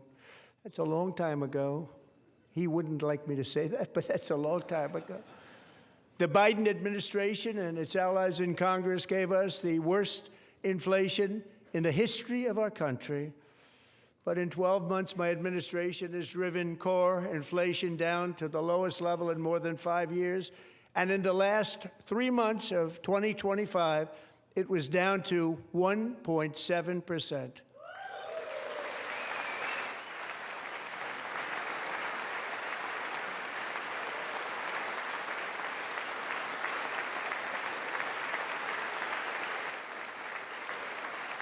Gasoline, which reached a peak of over $6 a gallon in some states under my predecessor, it was quite honestly a disaster, is now below $2.30 a gallon in most states, and in some places, $1.99 a gallon. And when I visited the great state of Iowa just a few weeks ago, I even saw $1.85 a gallon for gasoline.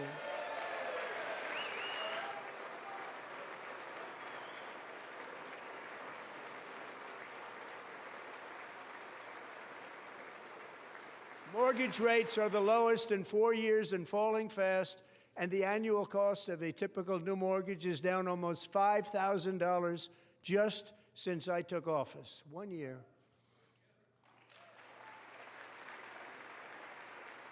And low interest rates will solve the Biden-created housing problem while at the same time protecting the values of those people who already own a house that really feel rich for the first time in their lives. We want to protect those values. We want to keep those values up. We're going to do both. And we are going to keep it that way. The stock market has set 53 all-time record highs since the election. Think of that, 1 year.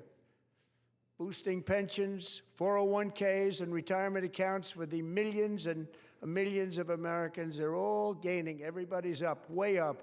In 4 long years, the last administration got less than $1 trillion in new investment in the United States. And when I say less, substantially less. In 12 months, I secured commitments for more than $18 trillion pouring in from all over the globe.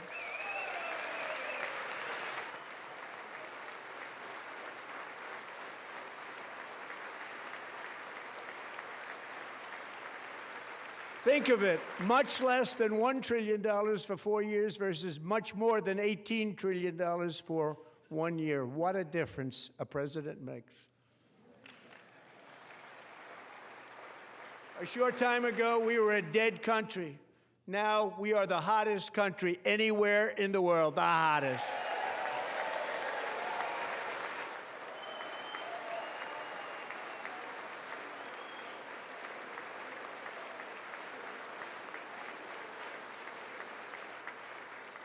As thousands of new businesses are forming and factories, plants, and laboratories are being built, we have added 70,000 new construction jobs in just a very short period of time. It's getting bigger and bigger and stronger.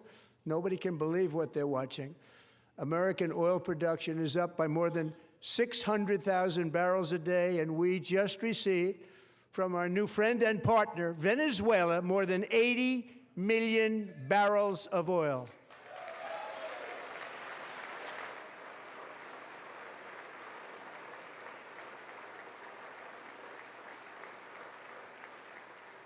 American natural gas production is at an all-time high because I kept my promise to drill, baby, drill.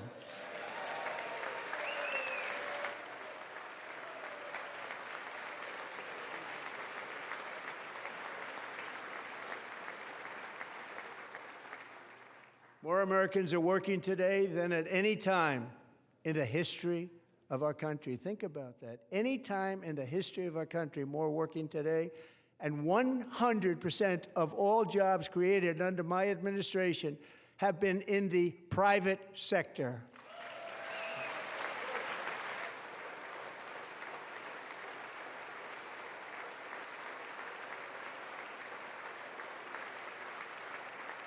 We ended DEI in America.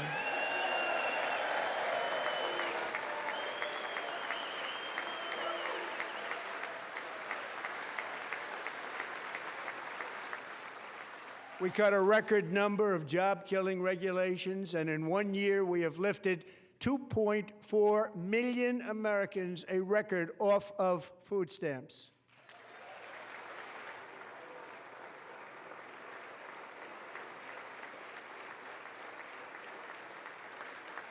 And for all of these reasons, I say tonight, members of Congress, the state of our union is strong.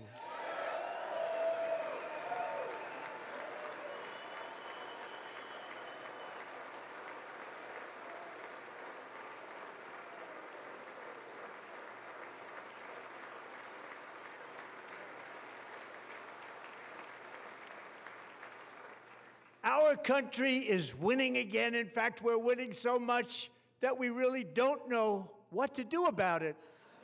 People are asking me, please, please, please, Mr. President, we're winning too much. We can't take it anymore. We're not used to winning in our country. Until you came along, we're just always losing, but now we're winning too much. And I say, no, no, no, you're going to win again. You're going to win big. You're going to win bigger than ever. And to prove that point, here with us tonight is a group of winners who just made the entire nation proud. The men's gold medal Olympic hockey team. Come on in.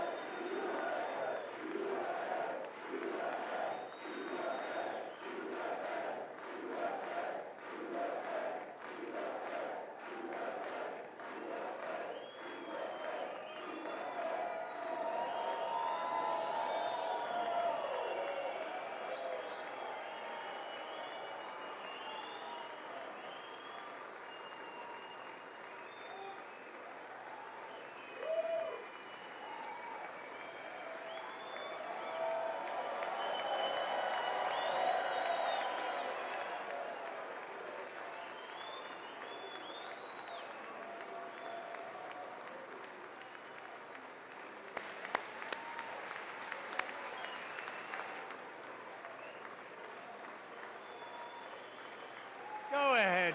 They do.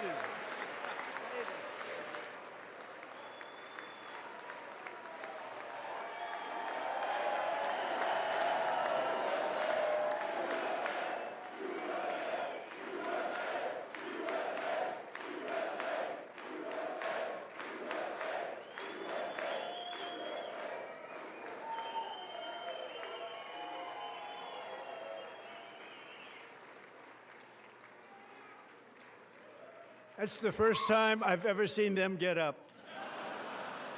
And actually, not all of them did get up. But they beat a fantastic Canadian team in overtime, as everybody saw, as did the American women who will soon be coming to the White House.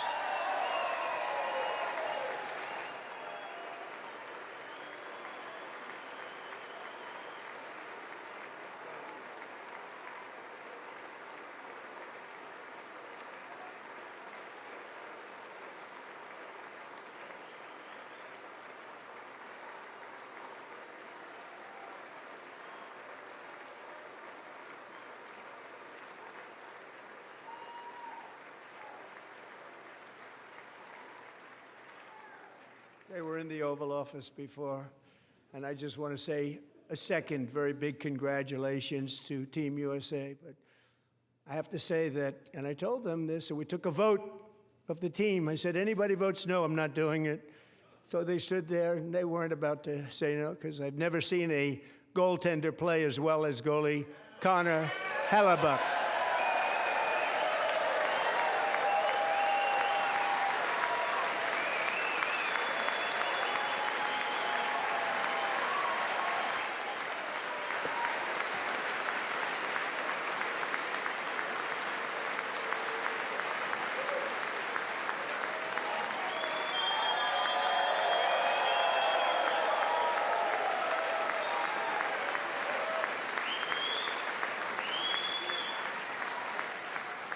Think of it, 46 shots on goal, and I asked him, the one shot, the one where you put your stick in the back and it hit the neck of your stick and bounced off, do you practice that, or was that a little lucky? He refused to answer that question. But I just want to tell you that the members of this great hockey squad will be very happy to hear, based on their vote and my vote, and in this case, my vote was more important, that I will soon be presenting Connor with our highest civilian honor, which we will be given, and which has been given to many athletes over the years. But when I say many, not too many, like 12, it's called the highest civilian honor in our country, the Presidential Medal of Freedom.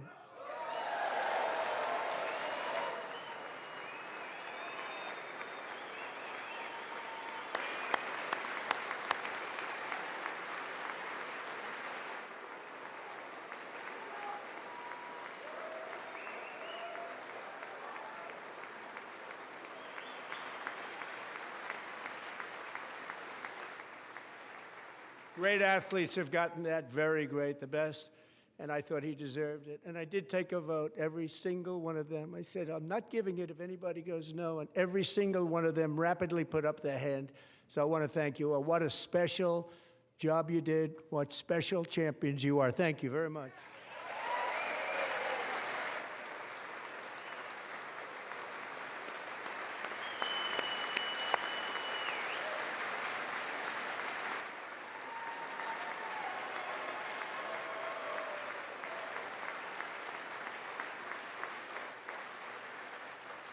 I'm also pleased to say that the next time the Olympic torch is lit, it will be here in America for the 2028 Olympics, and it's the summer version right in Los Angeles. We're going to do a good job in Los Angeles.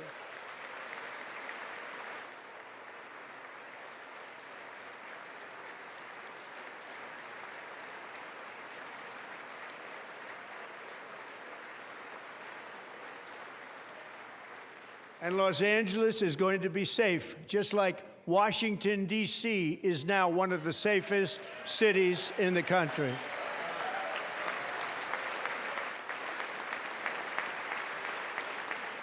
And this year, and I must say I got them both. I got them in my first term, and I was disappointed because I didn't think I'd be the president when this happened. But strange things took place. And now I've got them because I got the Olympics and I got the 2026 FIFA World Cup, and I wanted to claim the 250th, but I didn't get away with that one. I couldn't claim that one for myself. But we're getting the World Cup, so we have the World Cup and the Olympics coming, and that is exciting news.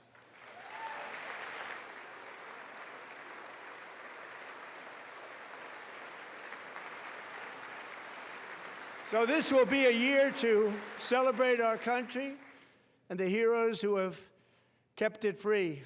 Men like Buddy Taggart. At age 17, Buddy volunteered to defend America in World War II, serving in the Pacific under the great General Douglas MacArthur. He fought bravely in the famous Battle of Manila, worked so hard. He was badly wounded and almost killed by enemy machine guns in Luzon. And 81 years ago this month, he liberated the largest internment camp in the Philippines, one of the largest anywhere in the world. But he earned many honors, including a Purple Heart and a Bronze Star, came home, started a family, and tonight he is in the gallery looking forward to July 4th, 2026, his 100th birthday.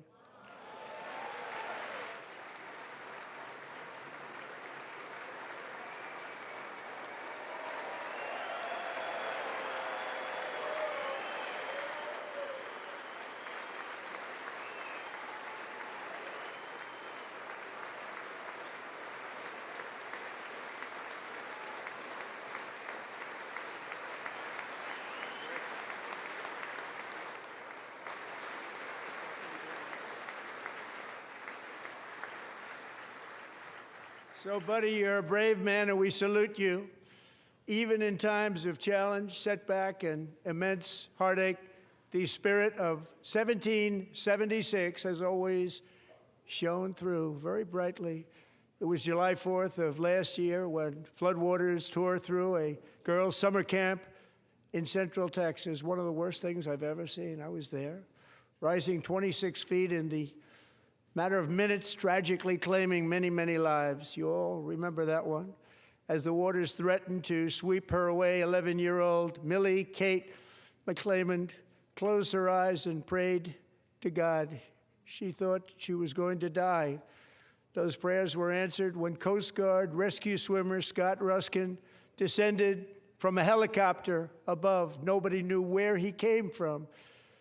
It was Scott's first ever rescue mission, a young guy, but very brave, very, very top, always top in his class. And he lifted not just Millie Kate, but 164 others to safety.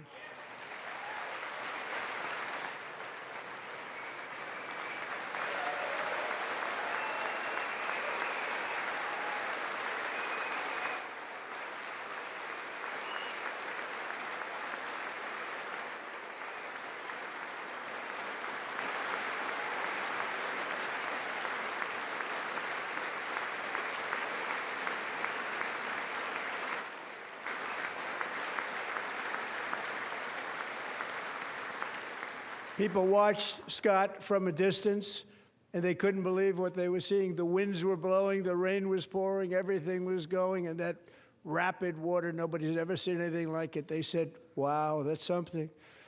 Tonight, Scott and Millie Kate are here together, reunited for the very first time. Thank you, Scott, Millie Kate.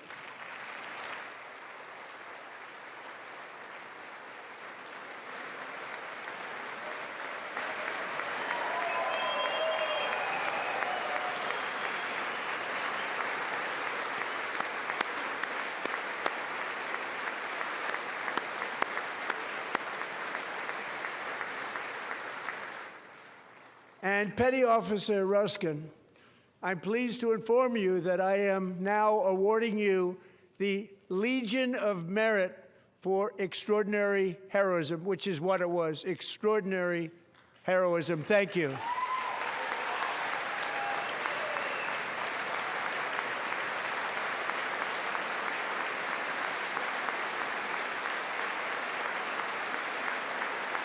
And I'd like to have the military aide to please come down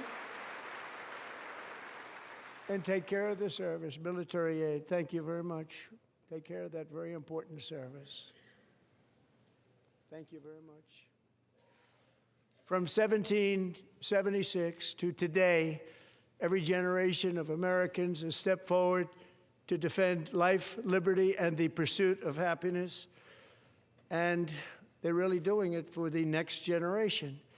But now it's our turn. Together we're building a nation where every child has the chance to reach higher and go further, where government answers to the people, not the powerful, and where the interests of hardworking American citizens are always our first and ultimate concern. That is the debt we owe to the heroes who came before us, and that is the promise we must keep to America for our 250th year. Last year, I urged this Congress to begin the mission by passing the largest tax cuts in American history, and our Republican majorities delivered so beautifully. Thank you, Republicans.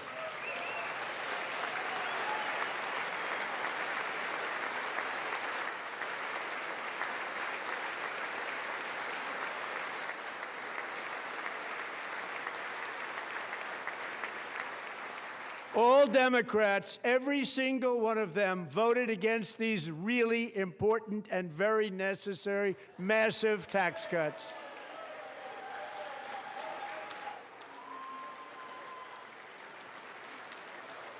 They wanted large-scale tax increases to hurt the people instead. But we held strong, and with the great, big, beautiful bill, we gave you no tax on tips, no tax on overtime, and no tax on Social Security for our great seniors.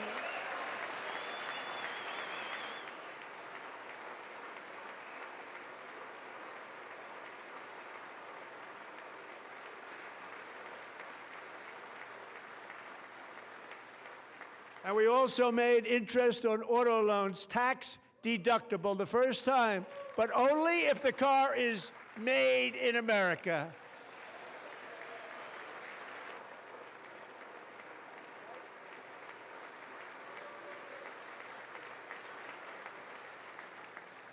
Recently in Pennsylvania, I met Megan Hemhauser, a devoted mom who's homeschools her children, beautiful, 2 children, during the day while waiting tables at night as her husband works overtime operating very heavy equipment.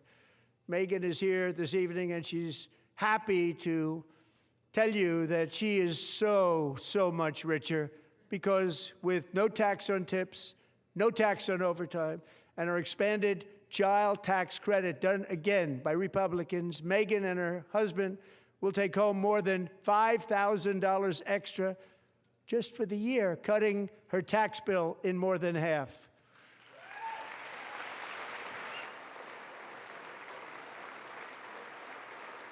Megan, please stand up. We're fighting for you, Megan.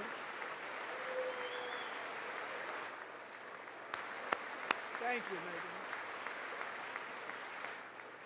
Thank you, Megan. We're fighting for you, Megan. Under our bill, parents like Megan can also activate their children's brand new Trump accounts. And I didn't name it. I did not name it. I did not name that.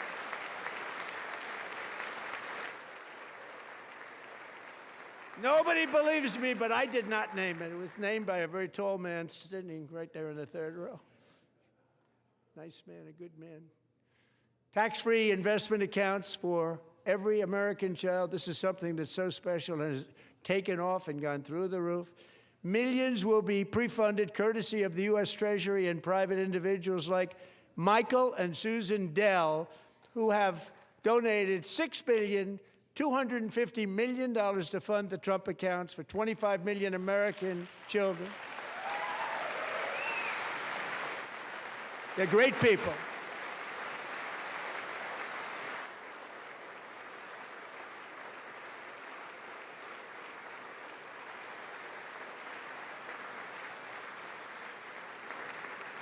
You know, I asked Michael Dell, how do you make all that money? He said, well, I just sat on my dorm in school, and I made computers, and I'd sell them to people. And I just kept selling and selling and selling, and pretty amazing story. That's called the American dream. He sold a lot of computers, a lot of those laptops, so I congratulate him on that, but I really thank him and Susan, as well as others like Brad Gerstner, a very tremendous guy. He was behind it right from the beginning. Brad Gerstner. Thank you, Brad.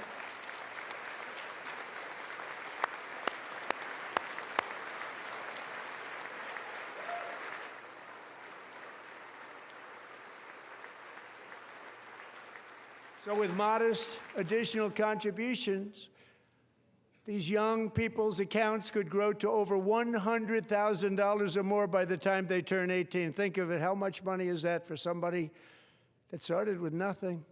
Over 100,000, could be much more than that. To make this investment in our children's future, go to trumpaccounts.gov, trumpaccounts.gov. And a lot of people are doing it. It's setting every record in the book. It's popular. They knew what it was going to take. I'm so proud of them. I'm so proud of the people that got it started. And now it's just taken off. One of the primary reasons for our country's stunning economic turnaround, the biggest in history, where the Dow Jones broke 50,000 4 years ahead of schedule, and the S&P hit 7,000, where it wasn't supposed to do it for many years, were tariffs. I used these tariffs, took in hundreds of billions of dollars to make great deals for our country, both economically and on a national security basis. Everything was working well. Countries that were ripping us off for decades are now paying us hundreds of billions of dollars. They were ripping us so badly, you all know that. Everybody knows it. Even the Democrats know it. They just don't want to say it. And yet these countries are now happy, and so are we. We made deals. The deals are all done. And they're happy. They're not making money like they used to, but we're making a lot of money. There was no inflation, tremendous growth. And the big story was how Donald Trump called the economy correctly, and 22 Nobel Prize winners in economics didn't. They got it totally wrong. They got it really wrong. And then just 4 days ago, an unfortunate ruling from the United States Supreme Court. It just came down. It came down. Very unfortunate ruling. But the good news is that almost all countries and corporations want to keep the deal that they already made, right, Scott? Knowing that the legal power that I, as president, have to make a new deal could be far worse for them, and therefore they will continue to work along the same successful path that we had negotiated before the Supreme Court's unfortunate involvement. So despite the disappointing ruling, these powerful country-saving, it's saving our country, the kind of money we're taking in, peace-protecting. Many of the wars I settled was because of the threat of tariffs. I wouldn't have been able to settle them without. Will remain in place under fully approved and tested alternative legal statutes. And they have been tested for a long time. They're a little more complex, but they're actually probably better, leading to a solution that will be even stronger than before. Congressional action will not be necessary. It's already time-tested and approved.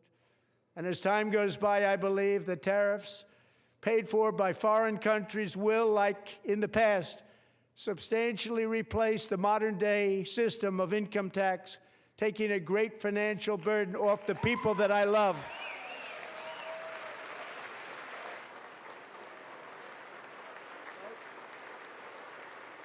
Right?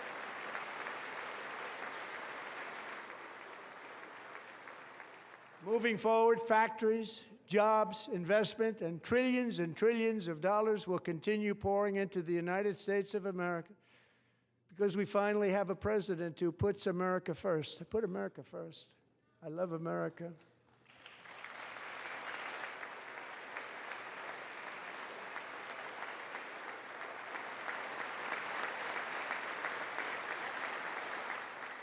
For decades before I came along, we had the exact opposite. From trade to healthcare, from energy to immigration, everything was stolen and rigged in order to drain the wealth out of the productive, hardworking people who make our country great, who make our country run. Under Biden and his corrupt partners in Congress and beyond, it reached a break with the Green New scam, open borders for everyone. They poured in by the millions and millions from prisons, from mental institutions. They were murderers, 11,888 murders. They came into our country. You allowed that to happen. And record-setting inflation that cost the typical family $34,000 in just a speck of time. Now the same people in this chamber who voted for those disasters suddenly used the word affordability, a word, they just used it. Somebody gave it to them, knowing full well that they caused and created the increased prices that all of our citizens had to endure. You caused that problem. You caused that problem.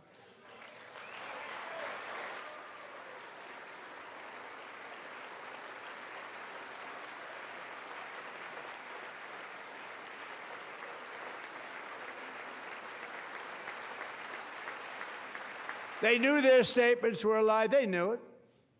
They knew their statements were a dirty, rotten lie. Their policies created the high prices. Our policies are rapidly ending them. We are doing really well. Those prices are plummeting downward.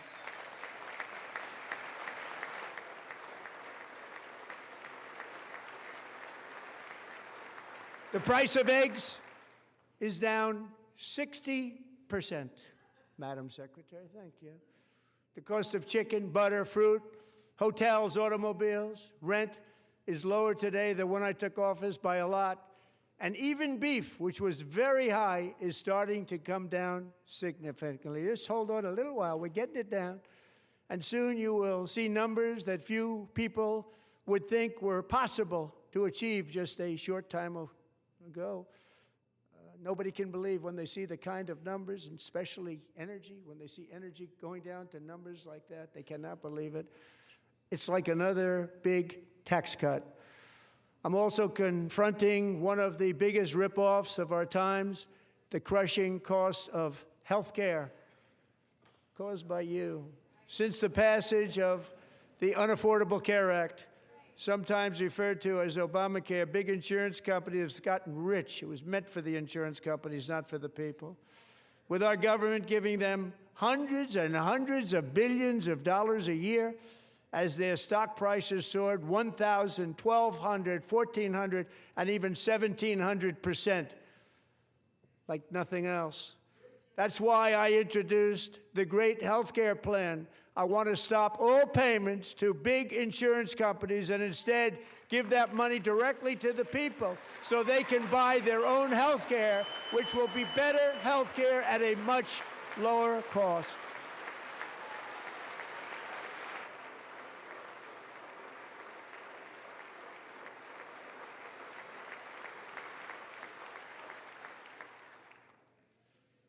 In addition, my plan requires maximum price transparency. That's a big deal. Sounds so simple, so big. And I did that in my first term, and the Democrats immediately terminated it with full knowledge that they were doing a very bad thing for the people. Costs were going to go way up, and that's what happened, and now I'm bringing them way down on health care and everything else. I'm also ending the wildly inflated cost of prescription drugs like has never happened before.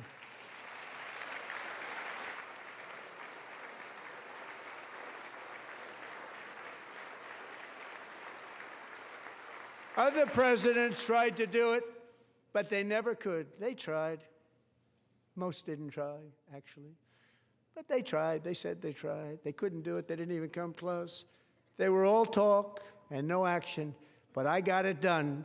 Under my just enacted most favored nation agreements, Americans who have for decades paid by far the highest prices of any nation anywhere in the world for prescription drugs will now pay the lowest price anywhere in the world for drugs. Anywhere, the lowest price.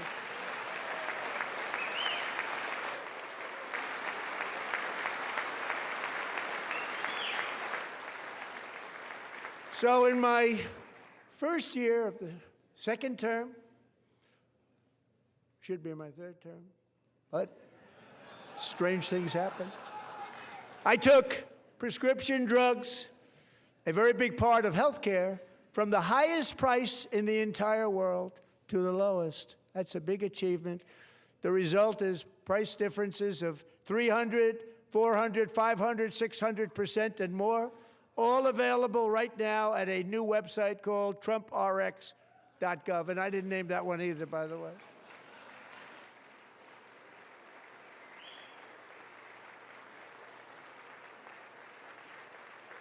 And here tonight is the very first customer ever to get that big discount, and it is big, Catherine Rayner.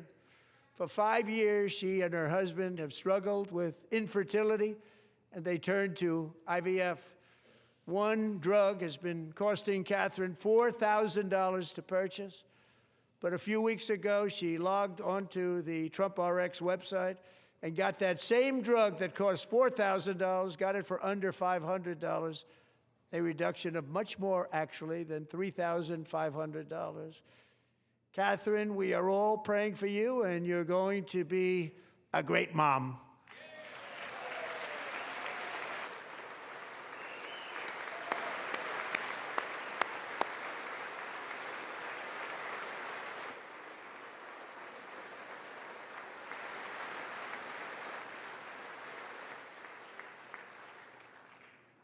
So now I'm calling on Congress to codify my most favored nation program into law. Now, the one thing, I'm not sure it matters because it's going to be very hard for somebody that comes along after me to say, let's raise drug prices by 700 or 800%.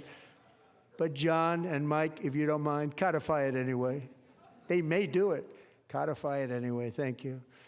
Many Americans are also concerned that energy demand from AI data centers could unfairly drive up their electric utility bills. Tonight, I'm pleased to announce that I have negotiated the new Ratepayer Protection Pledge. You know what that is?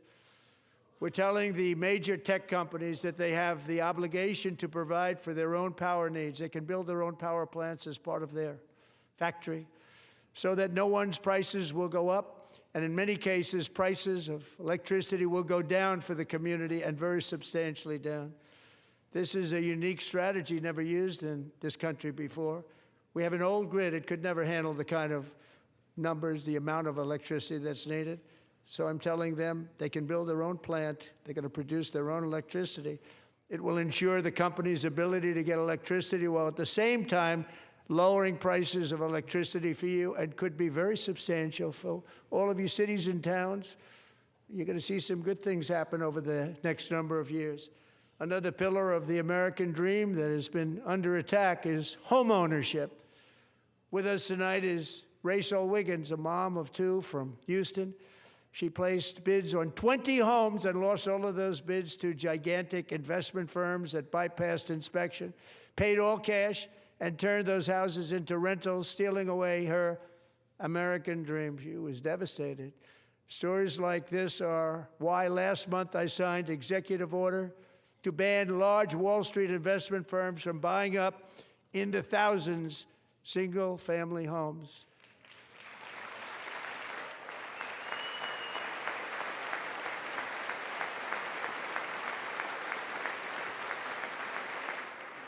And now I'm asking Congress to make that ban permanent, because homes for people, really, that's what we want. We want homes for people, not for corporations. Corporations are doing just fine. Rachel, thank you very much. Good luck with your home. You'll get one soon.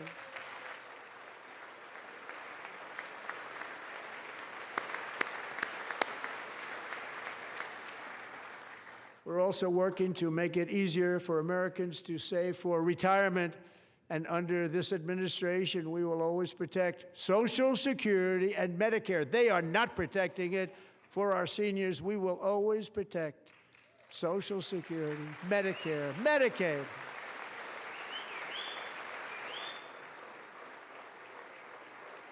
Since I took office, the typical 401k balance is up by at least $30,000.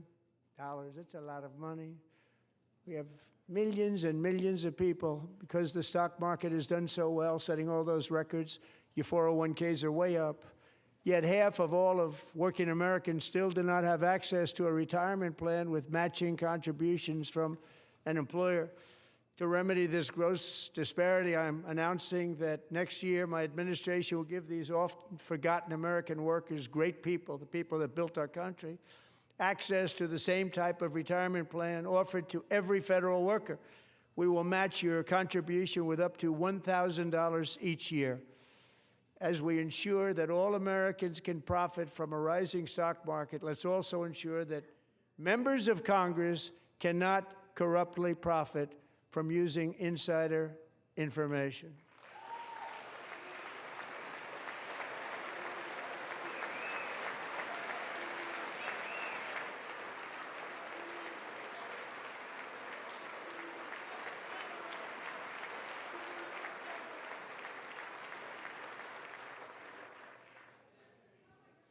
They stood up for that. I can't believe it. I can't believe it. Did Nancy Pelosi stand up if she's here? Doubt it. Pass the Stop Insider Trading Act without delay.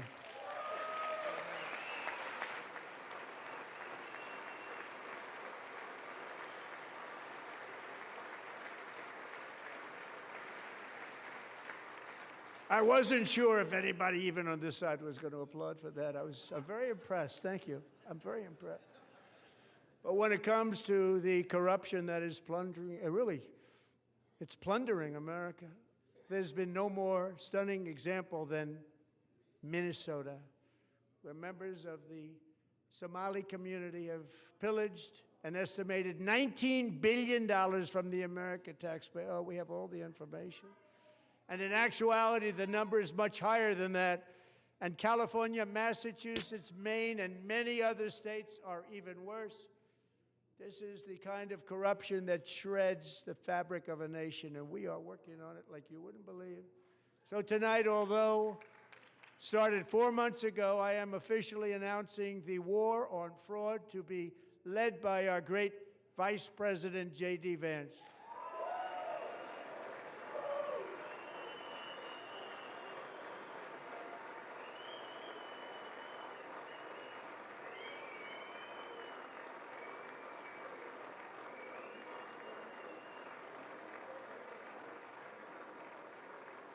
He'll get it done. And we're able to find enough of that fraud. We will actually have a balanced budget overnight. It'll go very quickly. That's the kind of money you're talking about. We'll balance our budget. The Somali pirates who ransacked Minnesota remind us that there are large parts of the world where corruption and lawlessness are the norm, not the exception. Importing these cultures through unrestricted immigration and open borders brings those problems right here to the USA. And it is the American people who pay the price in higher medical bills, car insurance rates, rent, taxes, and perhaps most importantly, crime. We will take care of this problem. We're going to take care of this problem. We are not playing games. Delilah.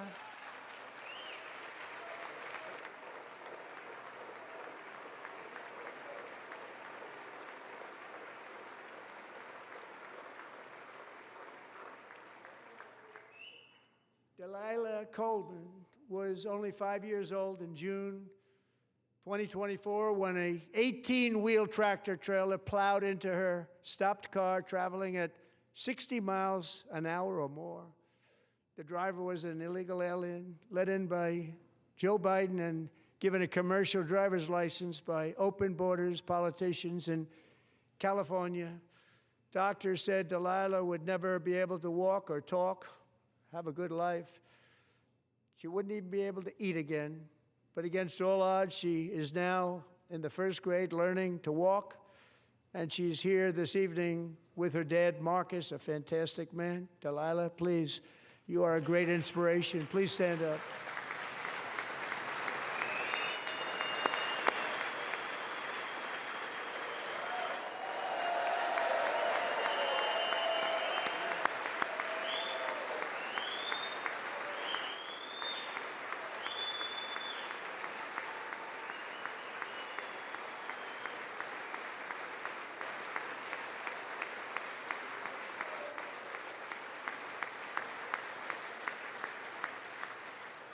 Thank you, Delilah.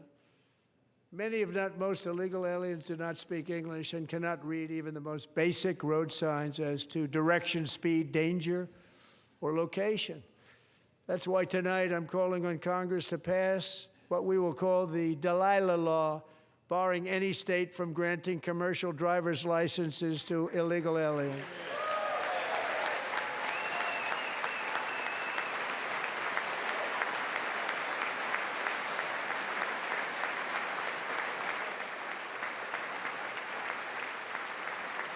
And yesterday, as you probably saw at the White House, I hosted a ceremony with Americans who lost their treasured loved ones to the scourge of illegal immigration. People came into our country, how we allowed this to happen with our open borders.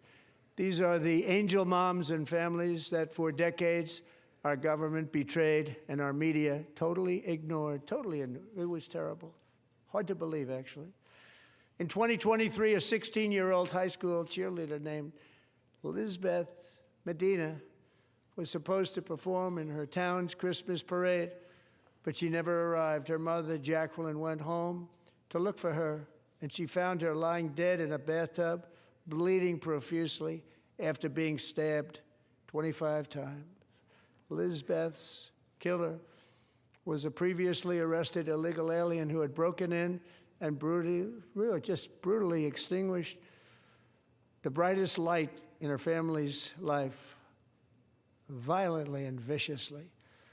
Her heartbroken mother is in the gallery to remind everyone in this chamber exactly why we are deporting illegal alien criminals to our country at record numbers, and we're getting them the hell out of here fast. We don't want them.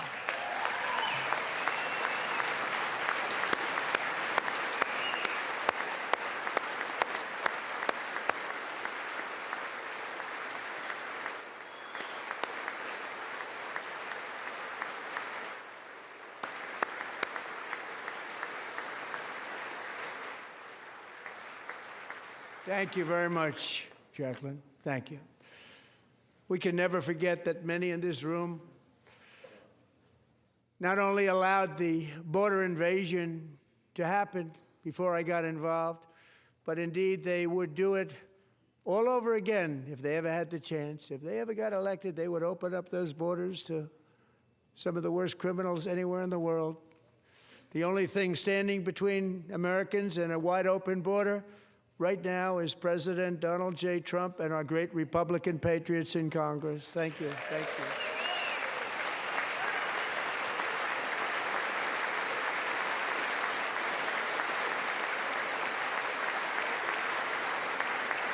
As we speak, Democrats in this chamber have cut off all funding for the Department of Homeland Security. It's all cut off.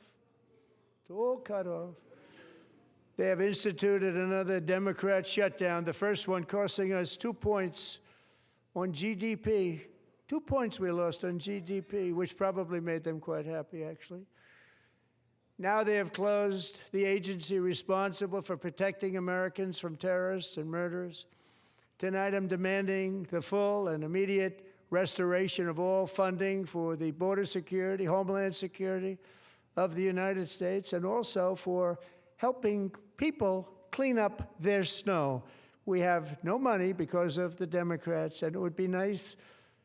We'd love to give you a hand at cleaning it up, but you gave no money. Nobody's getting paid. It's a shame. So you have to think about it. We have, in case you didn't know, a pretty large snowstorm out there. One of the great things about the State of the Union is how it gives Americans the chance to see clearly what their representatives really believe.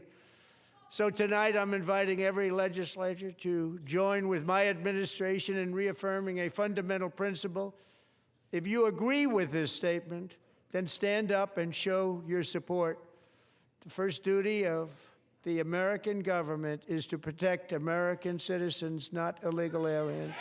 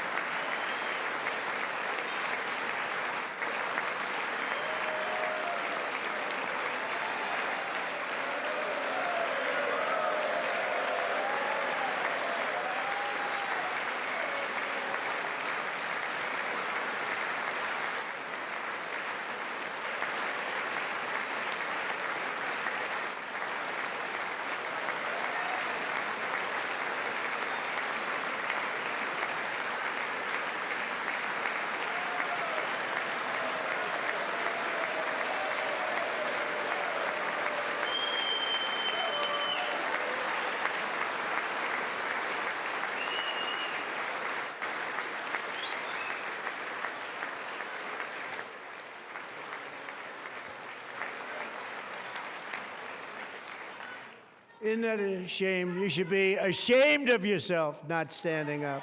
You should be ashamed of yourself.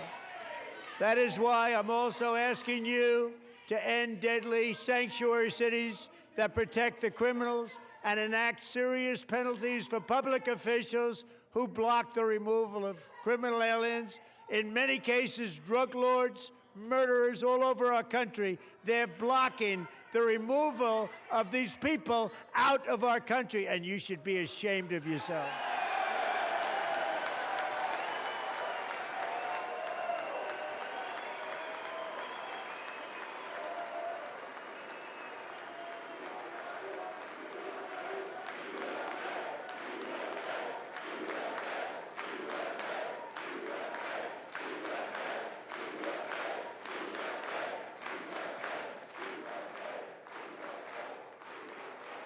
And perhaps most importantly, I'm asking you to approve the Save America Act.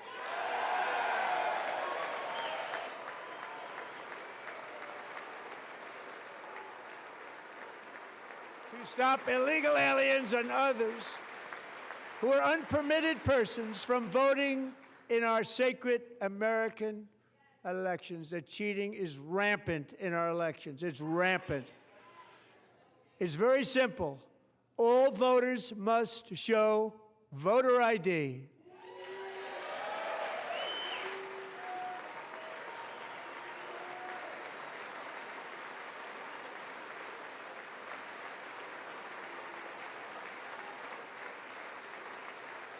All voters must show proof of citizenship in order to vote.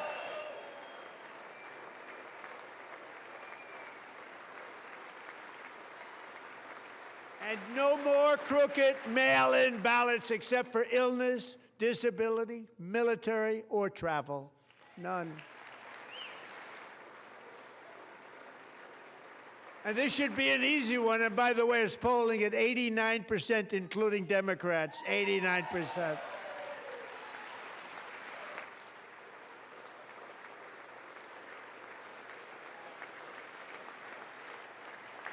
And even the new communist mayor of New York City, I think he's a nice guy, actually.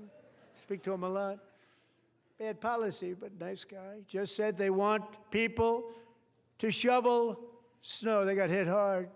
Wants them to shovel snow, but if you apply for that job, you need to show 2 original forms of ID and a Social Security card.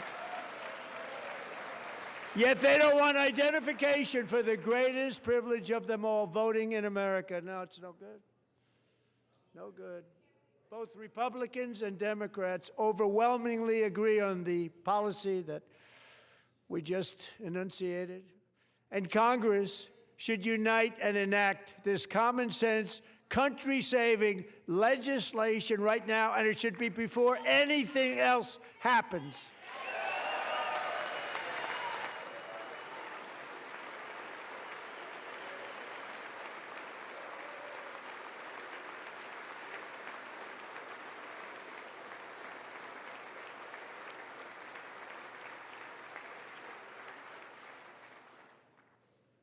And the reason they don't want to do it, why would anybody not want voter ID? One reason, because they want to cheat. There's only one reason.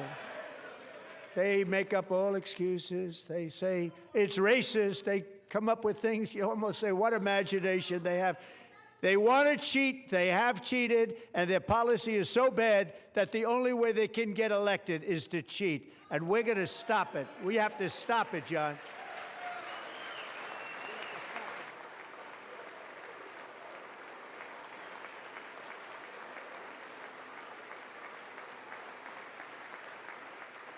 And here is one more opportunity to show common sense in government. In the gallery tonight are Sage Blair and her mother, Michelle. In 2021, Sage was 14 when school officials in Virginia sought to socially transition her to a new gender, treating her as a boy and hiding it from her parents. Hard to believe, isn't it? Before long, a confused Sage ran away from home after she was found in a horrific situation in Maryland A left-wing judge refused to return Sage to her parents because they did not immediately state that their daughter was their son. Sage was thrown into an all-boys state home and suffered terribly for a long time. But today, all of that is behind them because Sage is a proud and wonderful young woman with a full-ride scholarship to Liberty University. Sage and Michelle, please stand up.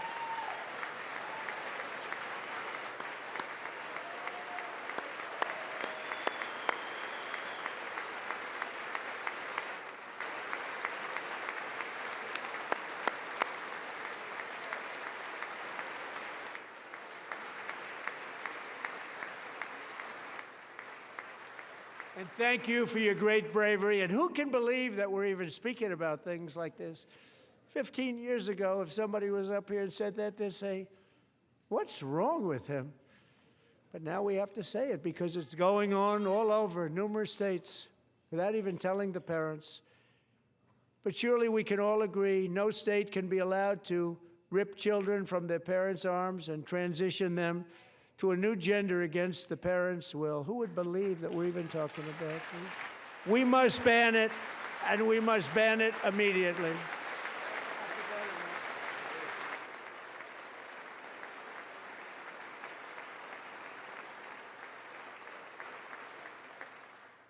Look, nobody stands up. These people are crazy, I'm telling you. They're crazy.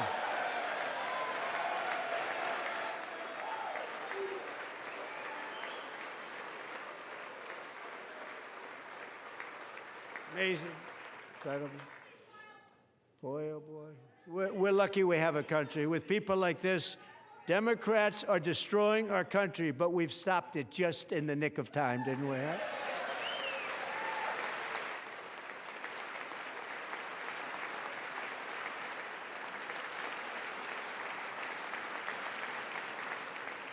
No one cares more about protecting America's youth than our wonderful First Lady, now a movie star. She's a movie star. Can you believe it?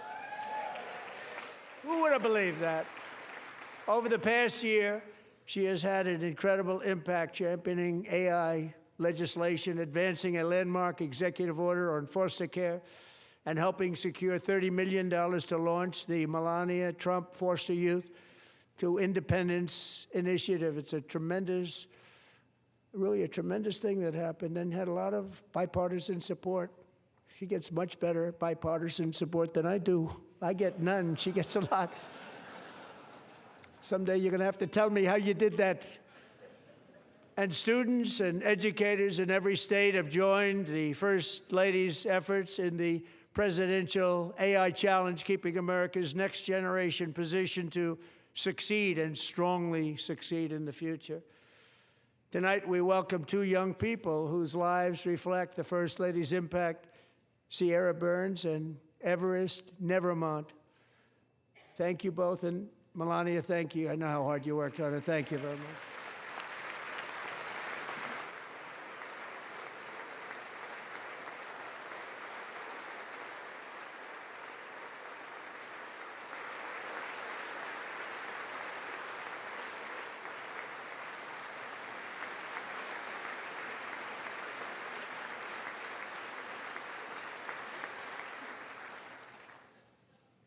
I'm very proud to say that during my time in office, both the first 4 years and in particular this last year, there has been a tremendous renewal in religion, faith, Christianity, and belief in God.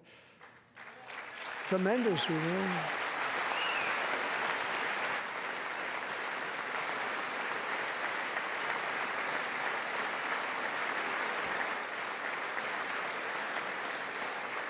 This is especially true among young people, and a big part of that had to do with my great friend, Charlie Kirk, a great guy, great man.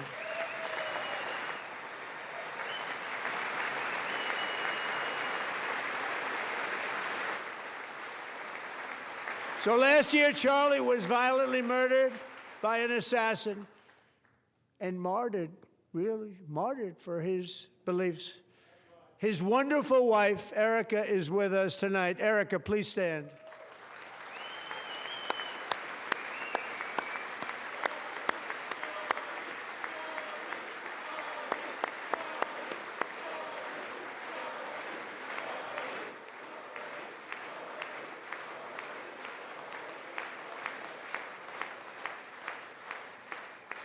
Thank you, Erica. Been through a lot. In Charlie's memory, we must all come together to reaffirm that America is one nation under God, and we must totally reject political violence of any kind.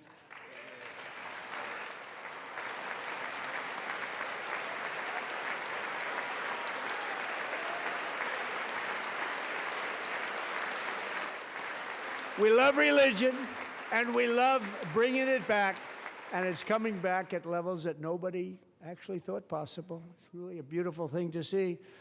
Above all, unleashing America's promise requires keeping our communities safe. We have made incredible strides, yet dangerous repeat offenders continue to be released by pro-crime Democrat politicians again and again. We are honored to be joined tonight by a woman who's been through hell, Anya Zarutska.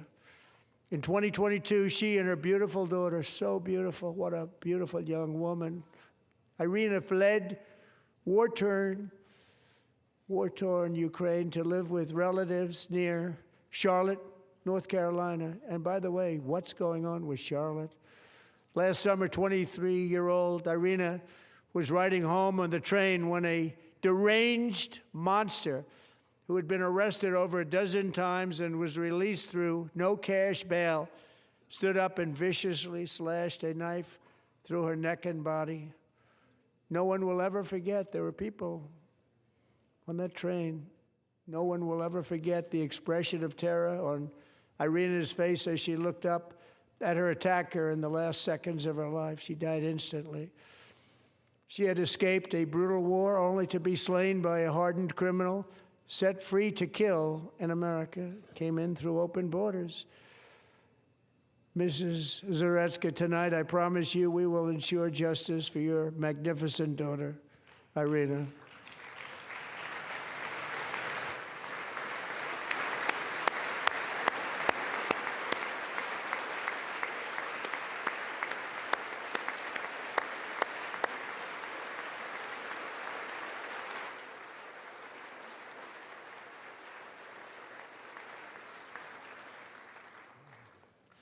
How do you not stand? How do you not stand? I'm asking this Congress to pass tough legislation to ensure that violent and dangerous repeat offenders are put behind bars, and importantly, that they stay there.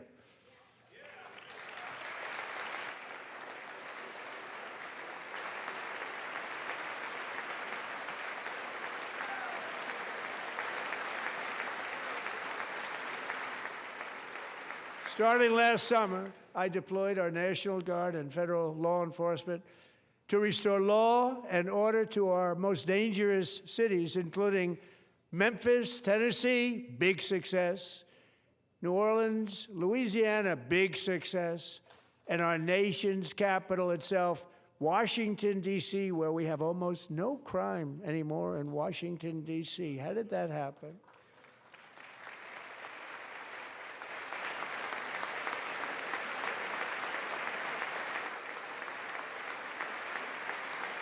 In fact, crime in Washington is now at the lowest level ever recorded, and murders in D.C. this January were down close to 100% from a year ago.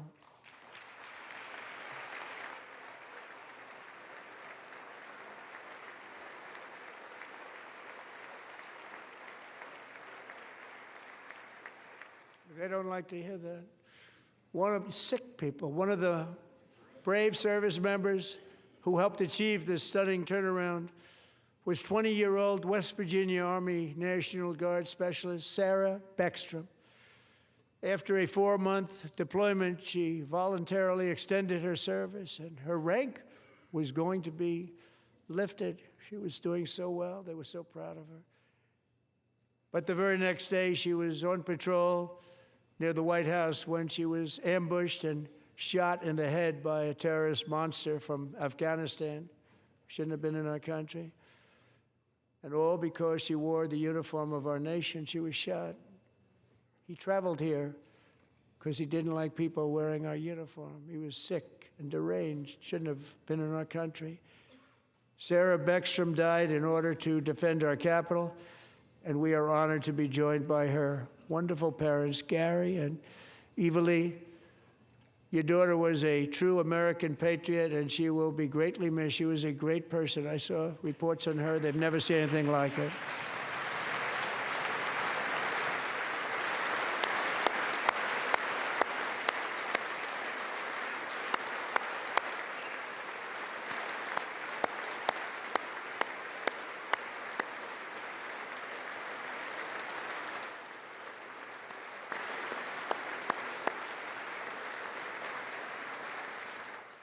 So sorry. Thank you very much.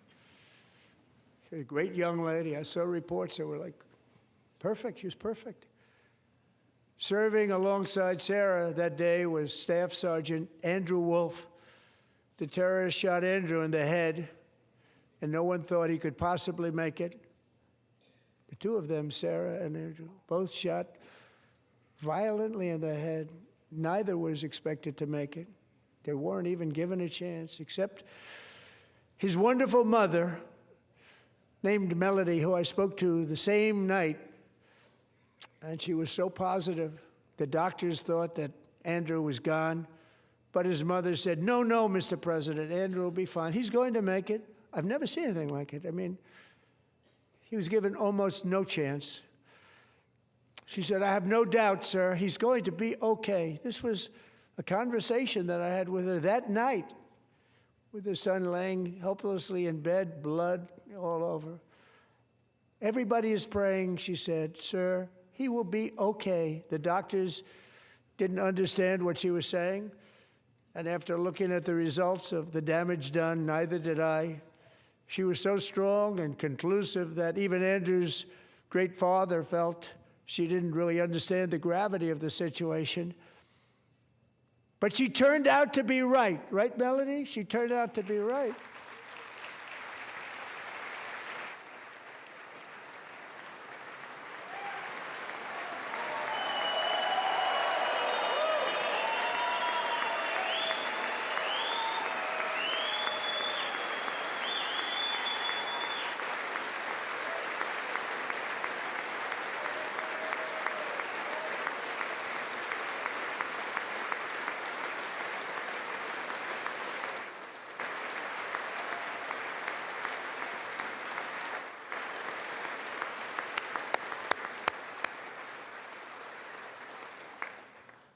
Amazing, actually.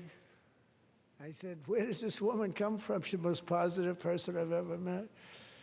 With God's help, Andrew has battled back from the edge of death, and we're talking about the edge of death, on his way to a miraculous recovery. He's got a little work to do, but he's doing great.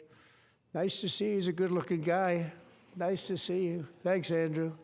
Thank you very much.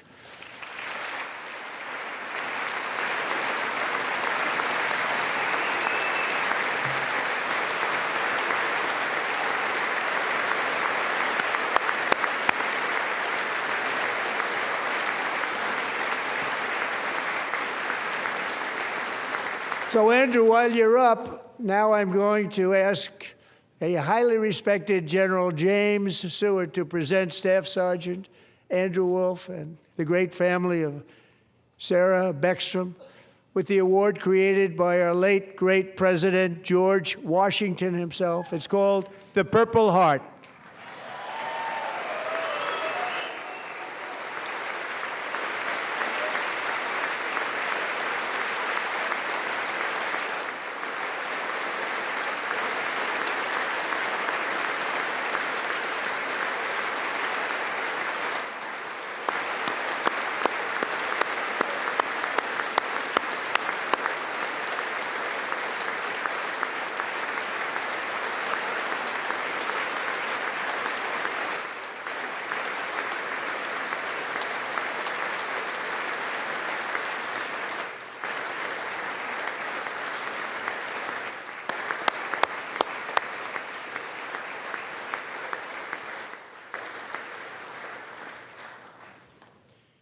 We love you all.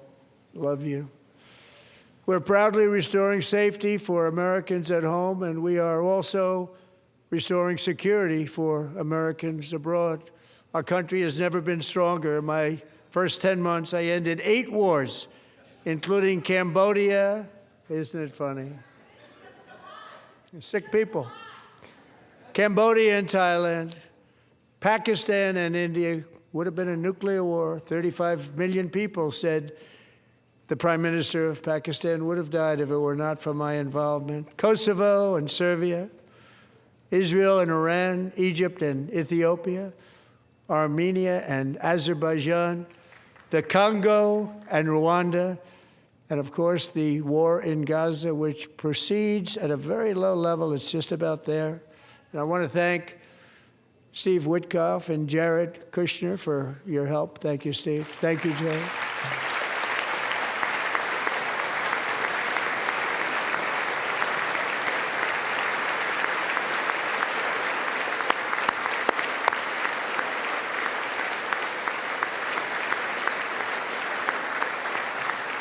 And I also want to thank the man they report to, Secretary of State Marco Rubio. Thank you, Marco.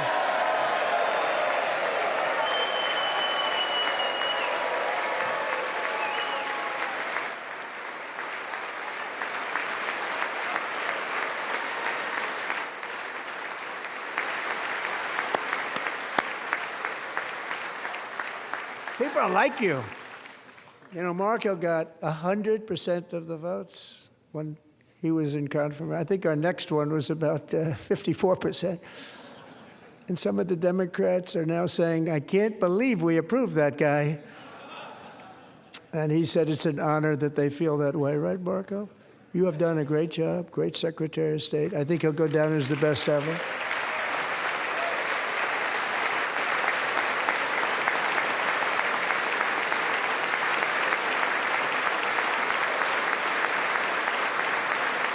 Under the ceasefire I negotiated, every single hostage, both living and dead, has been returned home. Can you believe that?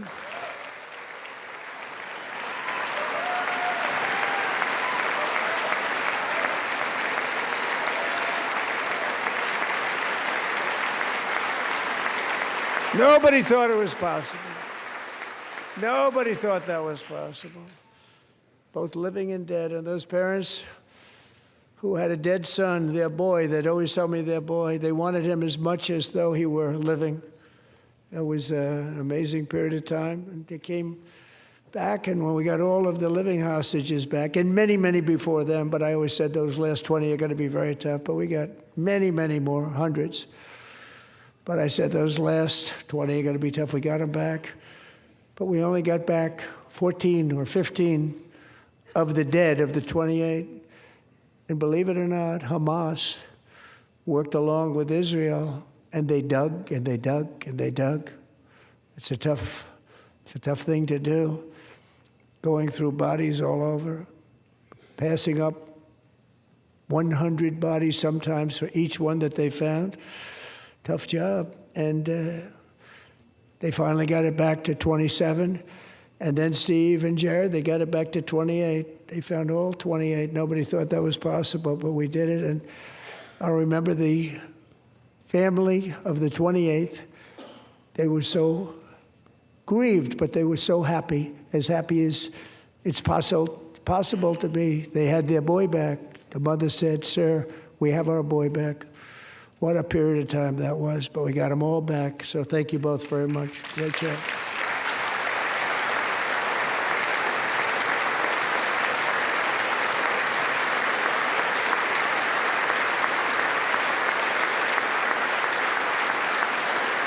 And we're working very hard to end the 9th war, the killing and slaughter between Russia and Ukraine, where 25,000 soldiers are dying each and every month. Think of that, 25,000 soldiers are dying a month. A war which would have never happened if I were president, would have never happened. As president, I will make peace wherever I can, but I will never hesitate to confront threats to America wherever we must. That's why in a breakthrough operation last June, the United States military obliterated Iran's nuclear weapons program with an attack on Iranian soil known as Operation Midnight Hammer.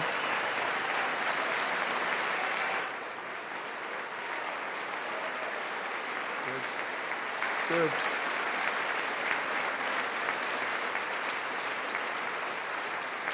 For decades, it had been the policy of the United States never to allow Iran to obtain a nuclear weapon. Many decades. Since they seized control of that proud nation 47 years ago, the regime and its murderous proxies have spread nothing but terrorism and death and hate. They've killed and maimed thousands of American service members and hundreds of thousands and even millions of people with what's called roadside bombs. They were the kings of the roadside bomb. And we took out Soleimani. I did that during my first term. Had a huge impact. He was the father of the roadside bomb.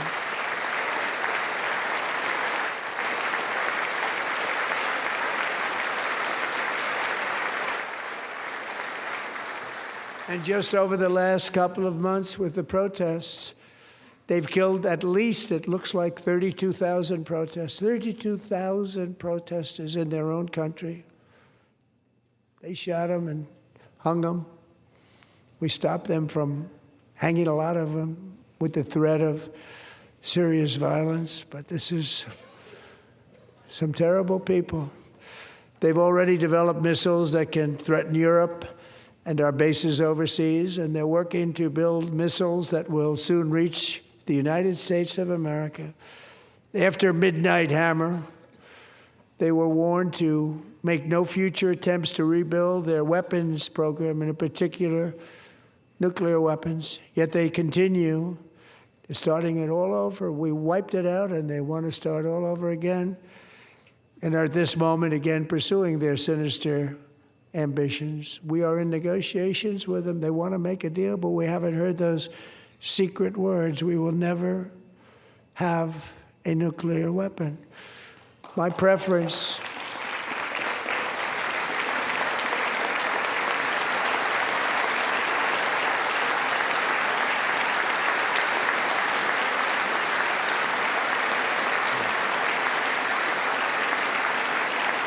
preference is to solve this problem through diplomacy.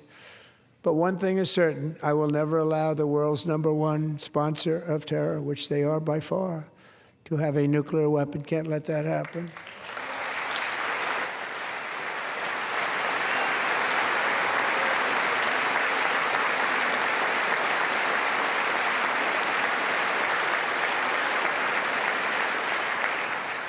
And no nation should ever doubt America's resolve. We have the most powerful military on earth. I rebuilt the military in my first term. We're going to continue to do so.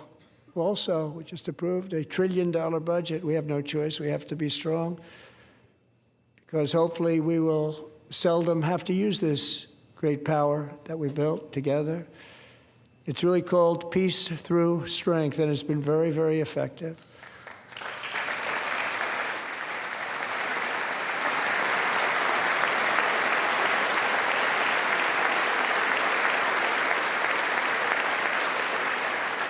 So thanks to Republicans in Congress, we're investing that record number of dollars, have no choice, in the United States Armed Forces. Also creating a lot of jobs, but we're not even doing it for that reason. Because as I said, we have more jobs, more people working today than ever before in the history of our country. And NATO countries are friends and allies. They are. They're our friends and they're our allies. Have just agreed, at my very strong request, to pay 5% of GDP for military defense rather than the 2%, which they weren't paying. We were paying for almost all of NATO. Now they're paying 5 as opposed to not paying 2.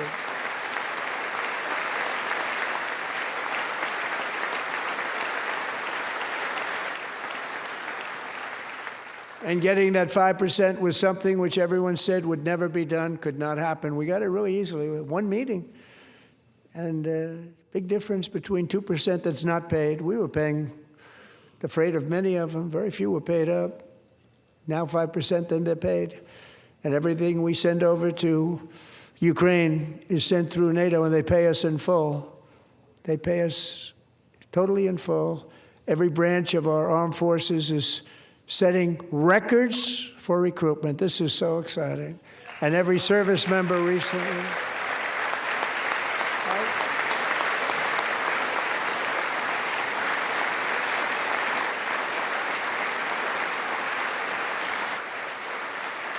And every service member recently received a warrior dividend of $1,776.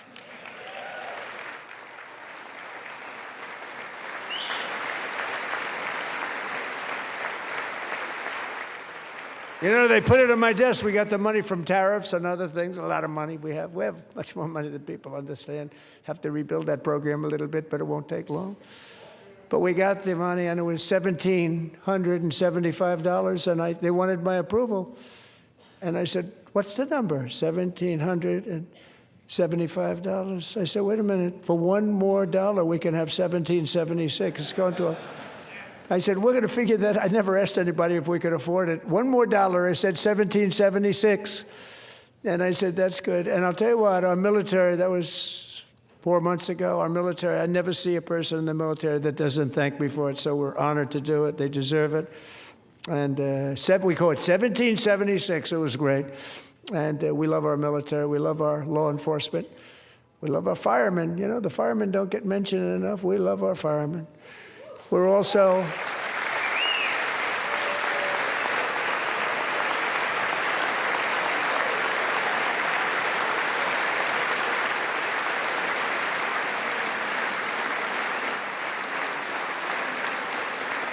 restoring American security and dominance in the Western Hemisphere, acting to secure our national interests and defend our country from violence, drugs, terrorism, and foreign interference. For years, large swaths of territory in our region, including large parts of Mexico, really large parts of Mexico, have been controlled by murderous drug cartels.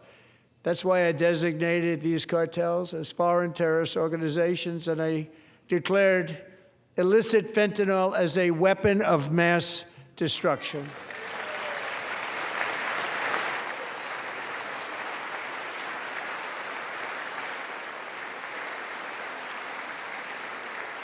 And with our new military campaign, we have stopped record amounts of drugs coming into our country and virtually stopped it completely coming in by water or sea. You probably noticed that. We very seriously damaged their fishing industry also. Nobody wants to go fishing anymore. We've also taken down one of the most sinister cartel kingpins of all. You saw that yesterday. In January,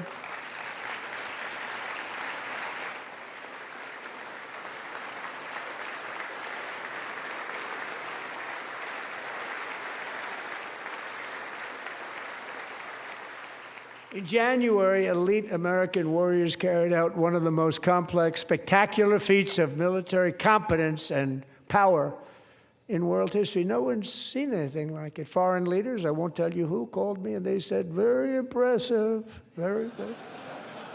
They couldn't believe, they all watched, they saw what happened. This is a different fighting force that we had years ago when we fought to tie. You know, it's a great fighting force. I'm so proud of it. Look at Space Force. Space Force is my baby, because we did that. My baby is becoming so important.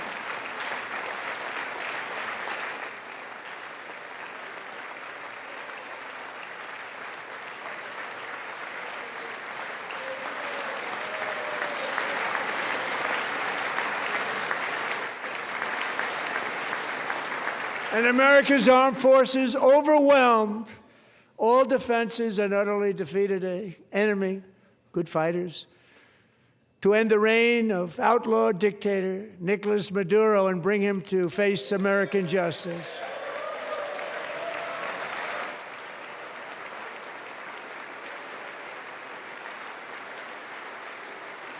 And this was an absolutely colossal victory for the security of the United States, and it also opens up a bright new beginning for the people of Venezuela.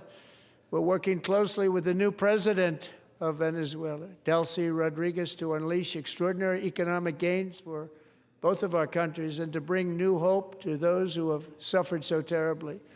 They really did suffer. With us tonight is Alejandro Gonzalez. She grew up in a tight-knit Venezuelan family and was especially close to her beloved uncle Enrique. But after Enrique ran for office and opposed Maduro, he was kidnapped by Maduro's security forces and thrown into the regime's really infamous prison in Caracas. Alejandro feared she would never see her uncle again. She feared for her own life also. But since the raid, we have worked with the new leadership, and they have ordered the closure of that vile prison and released hundreds of political prisoners already, with more to come. Alejandro, I'm pleased to inform you that not only has your uncle been released, but he is here tonight. We brought him over to celebrate his freedom with you in person. Enrique, please come down.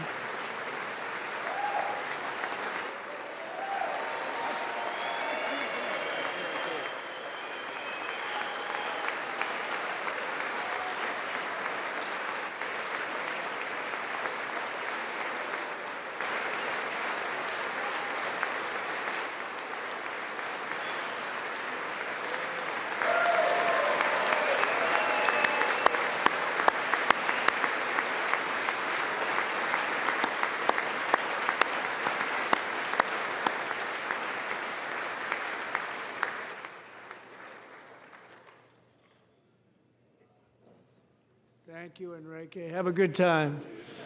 Nice to have you back, Enrique.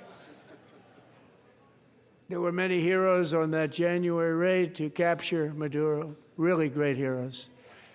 It was very dangerous. They knew we were coming. They were all set. But the deeds of one warrior that night will live forever in the eternal chronicles of military valor.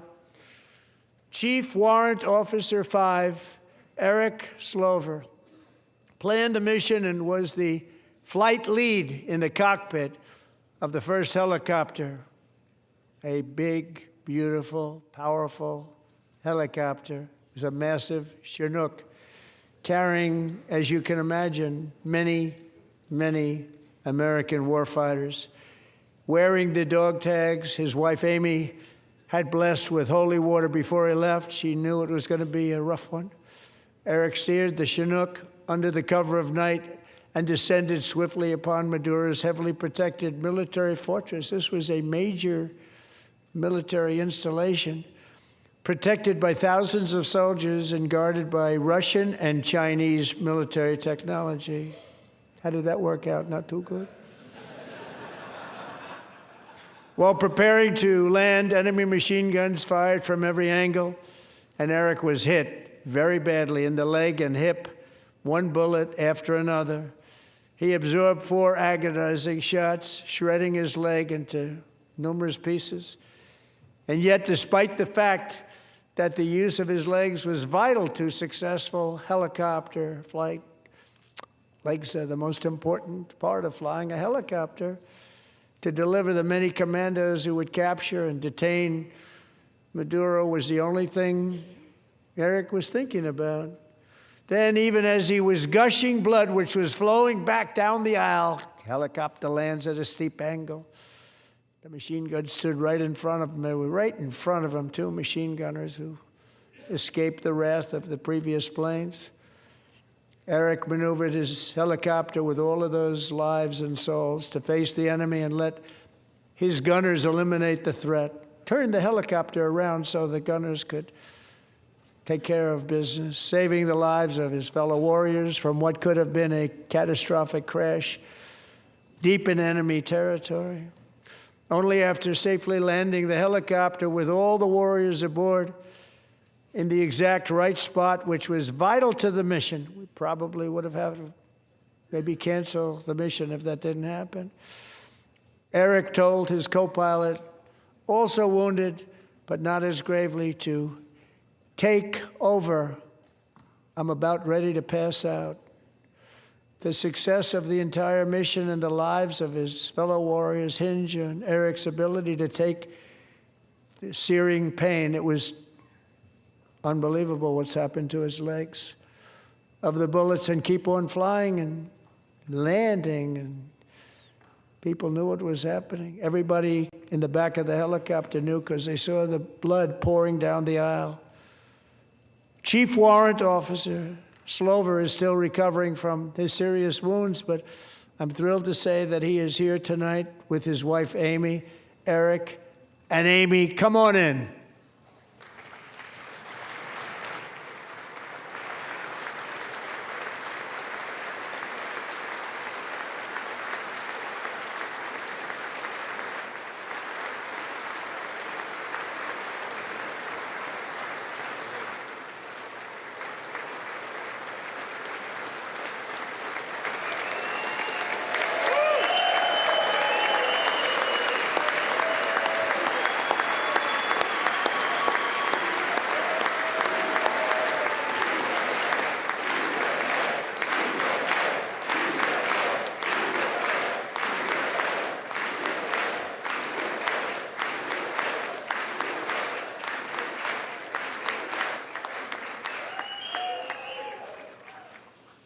So we have a surprise for Eric and Amy.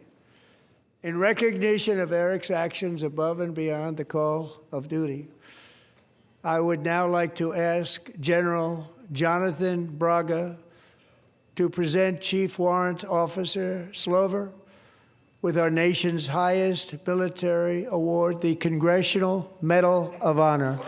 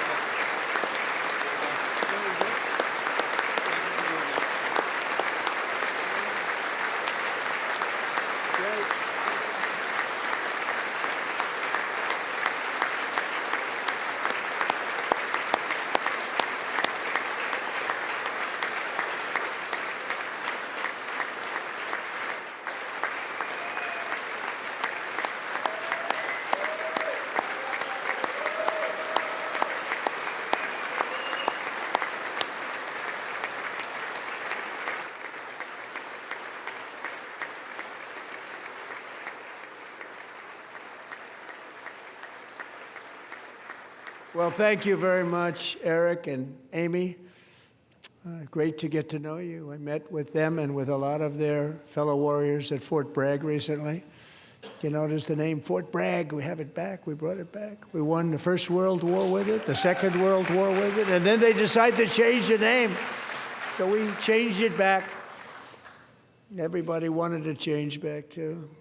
And 10 of Eric's fellow warriors from that incredible night of victory will also be receiving medals at a private ceremony that will soon be held at the White House, and Eric will be there.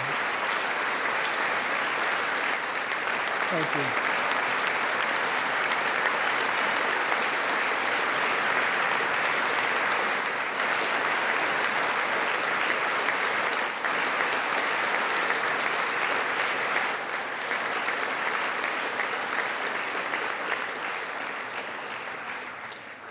Thank you, Eric.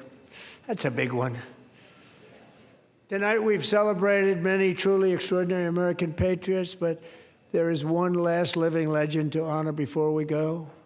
He is one more heroic American aviator, Navy fighter pilot. Royce Williams served in World War II, Korea, Vietnam, flying more than 220 missions. In the skies over Korea in 1952, Royce was in the dogfight of a lifetime, legendary dogfight. Flying through blizzard conditions, his squadron was ambushed by 7 Soviet fighter planes. It was his first aerial combat of the war, and despite being massively outnumbered and outgunned, Royce led the takedown of 4 enemy jets and almost destroyed the others, vanquishing his adversaries while taking 263 bullets to his own plane and being seriously hurt. His story was secret for over 50 years. He didn't even want to tell his wife, but the legend grew and grew. But tonight, at 100 years old, this brave Navy captain is finally getting the recognition he deserves. He was a legend long before this evening. Royce, please stand up, and I will ask the First Lady of the United States to present Captain Royce Williams with his Congressional Medal of Honor.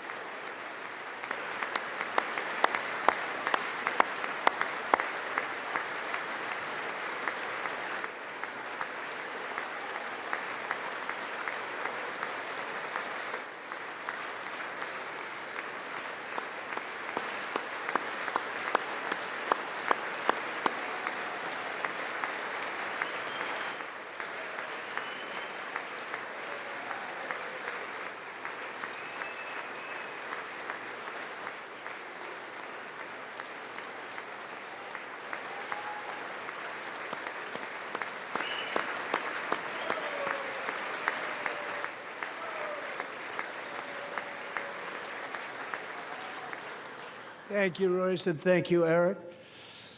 I've always wanted the Congressional Medal of Honor, but I was informed I'm not allowed to give it to myself, and I wouldn't know why I'd be taking it, but if they ever open up that law, I will be there with you someday.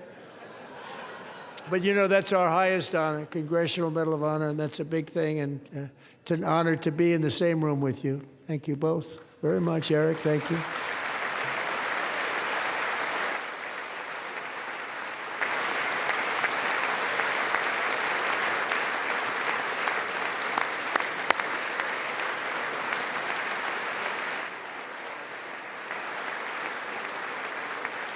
Thank you. 250 years is a long time in the life of a nation, but in another sense, it's really a mere moment in the eye of history. Two of the gentlemen we met in the gallery this evening took their first breaths 1 century ago, 100 years before that, on July 4th, 1826, the author of the Declaration of Independence, brilliant, Thomas Jefferson, drew his last breath. Just a single long human lifespan separates the giants who declared and won our independence from the heroes who stand among us tonight. Everything our nation has done, everything we have achieved, has been the work of those few great lifetimes. In those brief chapters, Americans built this nation from 13 humble colonies into the pinnacle of human civilization and human freedom, the strongest, wealthiest, most powerful, most successful nation in all of history. Americans ventured out across the daunting and dangerous continent. We carved paths through an unforgiving wilderness, settled a boundless frontier, and tamed the beautiful but very, very dangerous Wild West. From empty marshes and wide open plains, we raised up the world's greatest cities. Together, we mastered the world's mightiest industries and shattered history's monstrous tyrannies. And we liberated millions from the chains of fascism, communism, oppression, and terror. Americans lifted humanity into the skies on the wings of aluminum and steel, and then we launched mankind into the stars on rockets powered by sheer American will and unyielding American pride. We wired the globe with our ingenuity. We captivated the planet with American culture. And now we are pioneering the next great American breakthroughs that will change the entire world. All of this and so much more is the enduring legacy, unmatched glory of the hardworking patriots who built and defended this country and who still carry the hopes and freedoms on all of humanity's backs. For years they were forgotten, betrayed, and cast aside. But that great betrayal is over, and they will never be forgotten again. Because when the world needs courage, daring, vision, and inspiration, it is still turning to America. And when God needs a nation to work his miracles, he knows exactly who to ask. There is no challenge Americans cannot overcome, no frontier too vast for us to conquer, no dream too bold for us to chase, no horizon too distant for us to claim. For our destiny is written by the hand of providence, and these first 250 years were just the beginning. From the rugged border towns of Texas to the heartland villages of Michigan, from the sun-kissed shores of Florida to the endless fields of the Dakotas, and from the historic streets of Philadelphia to right here in our nation's capital, Washington, D.C., the golden age of America is upon us. The revolution that began in 1776 has not ended. It still continues because the flame of liberty and independence still burns in the heart of every American patriot. And our future will be bigger, better, brighter, bolder, and more glorious than ever before. Thank you, God bless you, and God bless America.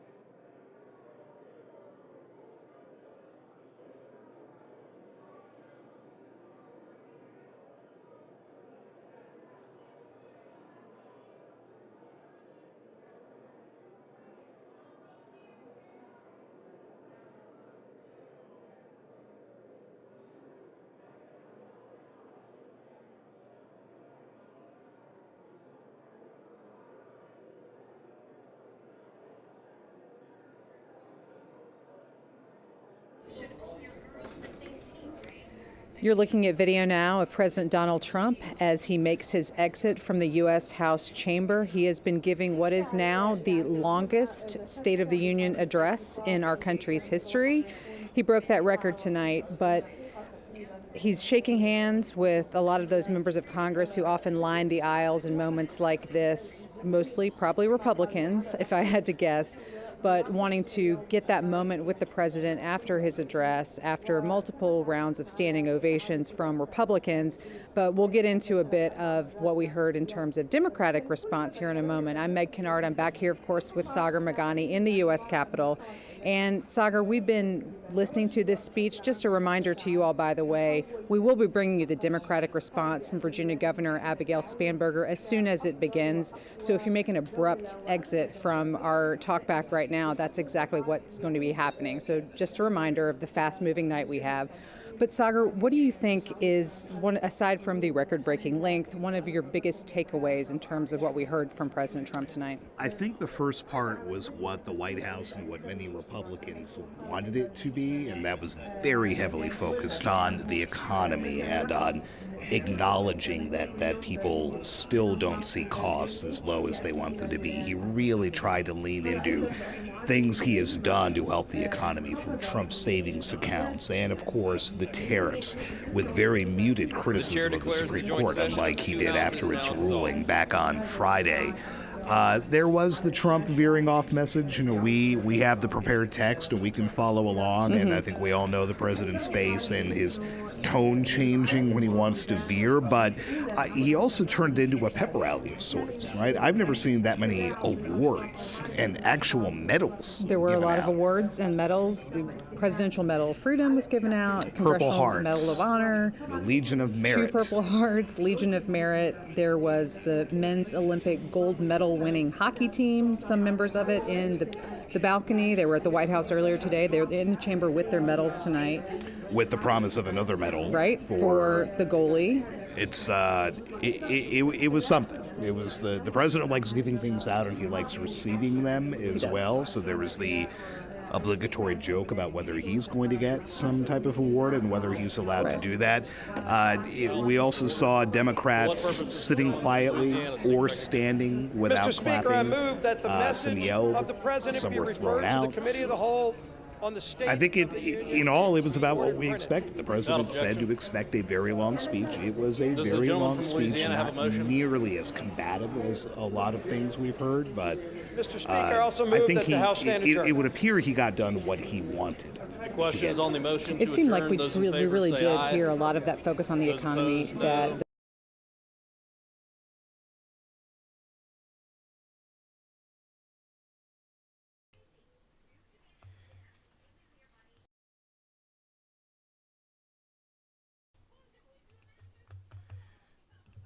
Yeah, so, let's go here.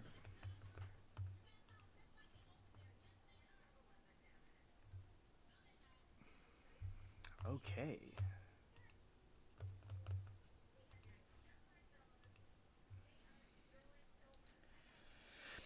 Yes.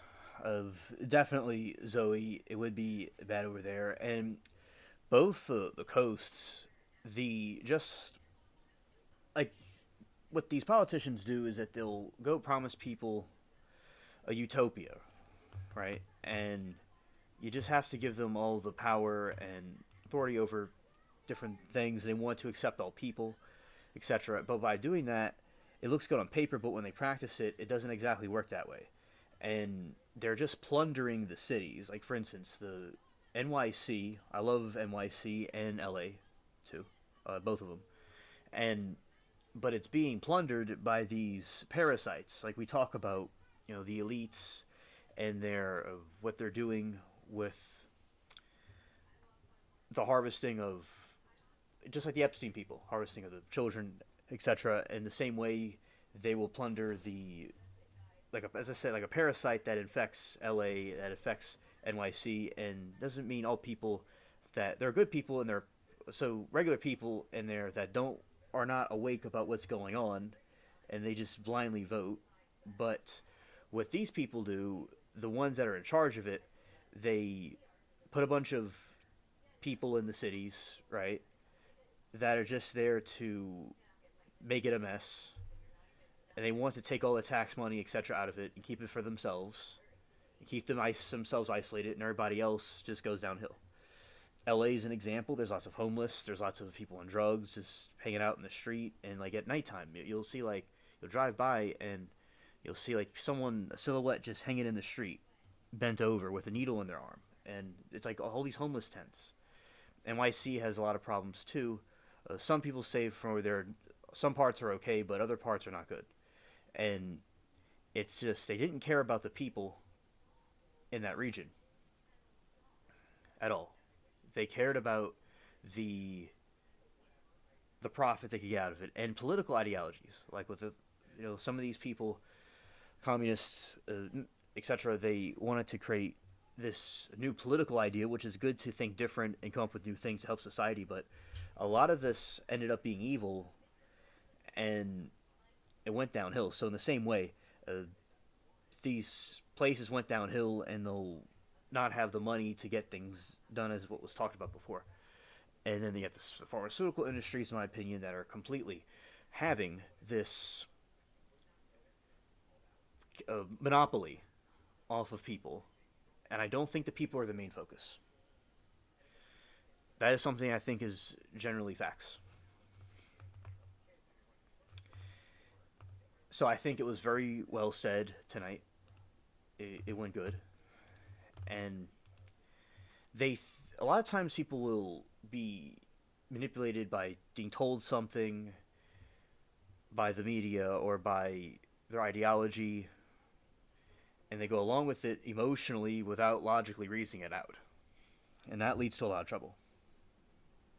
The guy in Virginia fantasized about opponents' kids' deletion, death, sick. Yeah, Zoe, that is very messed up. Indeed. They promise utopia but deliver a fruitopia. Yes, Eugene, yeah. Exactly. And our apartment complex sent us emails to be aware of homeless breaking into our cars, homeless camp near us. Oh. Exactly. With the homeless population, when they don't have anything, often they'll turn to crime, and as more things get expensive with inflation and opportunities aren't there and people get desperate, you're going to have more crime rise. And then there's no law enforcement either because they took that away. So it just, they created the worst possible scenario for the regular person trying to exist and do their life. Well, if they're somewhere else in a gated community, because they're not the ones that are going to have to deal with the problem. It's the regular people that are in the neighborhoods. And Zoe, that's very unfortunate that they do that, and I will hope that one day they can have complete wipe out of the crime. But that's unfortunate for now that it's like that. And Dems care more about the criminals than the law-abiding citizens. A lot of times, Eugene, they can get the politicians that are making these policies, the Dems, they in a way they hate the regular people. Really, they just seem as something useful. Like they want to harvest us, harvest a vote, harvest endochrome, etc., and then toss us aside. And the criminals are lucrative to them, and that's a way they can enforce things. So the totalitarians, they would enforce stuff in that way through the crimes, etc. So yeah, that is true. I do think that they care about the drug addicts in the streets and the criminals and law-abiding citizens, because they were not really after trying to make the place better, but they're after trying to make their pockets richer and maybe go with some evil political philosophies that they thought was right. So in NYC and LA are the two most notorious cities in the world in the United States. That's why they're attacked. And there's lots of money in it. And like Eugene was saying, back in the 50s, it was much cleaner and better, and it was a whole different world back then than it is now. I know people that grew up back in those days. Society was a whole different world than it is now. So with all the policies and people looking out for themselves led to the decay of our civilization. And although we're using internet for something productive, a lot of people have their heads in the sand. Yes, cabal. Yep. People have their heads in the sand because of the apps, and they're using it in the incorrect way, right? So when you're using the app incorrectly, they have their heads in the sand, and they're just scrolling, and they see some political things, especially young, very young people, in my generation and lower, will see things and not completely register what's going on, and they want to weaponize the votes and for their own gain. And they come up with these policies that I think broke up families, the family structure. I think they wanted to target certain groups to elect them because they thought the emotional instability of the individuals would grant them victory. And just like what Yuri Bezmenov said, that you can show them concentration camp and they wouldn't get it.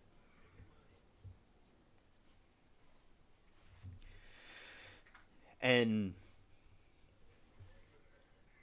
they would not fathom the true facts because they've been so far gone. So yeah, I do think it's a battle between good versus evil. I think they want to plunder the country for its wealth and money, and they had bizarre political philosophies as well. And they're just completely evil in general. And Zoe says, thank you for stream for us, Alien. You're awesome. Oh, thank you, Zoe. I very much appreciate that. I'm glad that you're here and listening and chatting with us. Very, very cool stream. It was very good chat group, and I like the commentary, and we're bouncing off each other's ideas, working together as a collective. And we, this chat room is A players, which is like an A plus players. Like on a test, they all get an A. Yeah.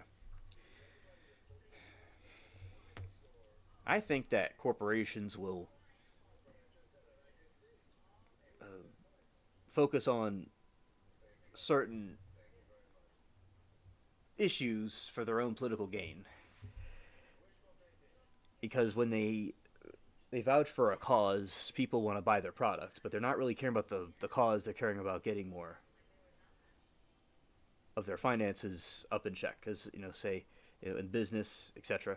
So, but a lot of those people don't understand it's a marketing scheme. They don't get it. And yeah, the news, you see, one thing that some of us were talking about is that the news will show you, they'll all say the same thing, and they're all supposed to be competing. And when the Venezuela thing was happening, all the different news outlets were saying the same thing, and it's like they're controlled by the same people. It's kind of like, it's all controlled opposition. Oh, hello there, Bubbles. I'm glad that you liked and enjoyed the stream. Yeah. Yeah. So, just like the very extreme versions in Europe, when they had the Russian Empire, and it was like the Tsar had the Tsarist family. Romanovs had billions of dollars. Maybe it was $1 trillion, and it's all gone. And it didn't go to the Russian people either. So it's supposed to be distributing the wealth to all people, and it would be like a utopia where everybody would have an equal amount, and there would be no poverty, and everybody would just unite as a collective. But it didn't quite happen that way. Because when the people are in power and they get that money, they're like, it's mine now. And people had long food lines they had to stand in. And it's just it destroyed Eastern Europe. But they did eventually, during World War II, they had a sense of religiousness, and they eventually went getting away communism from Eastern Europe. But America's falling into the same error, even if it's not what the Soviets endured. It's something like that in some parts of the country. And like, for instance, in New York City, there'll be crimes where people just go in and take stuff and walk out, and no one does anything, And there's lots of burglaries, etc., that are occurring in different places. I just think it's appalling that our country's collapsing are in different places. They're completely trying to divide and conquer the infrastructure, but it will not be a fact because the spirit of the American people will prevail in the end. And that's what we see here.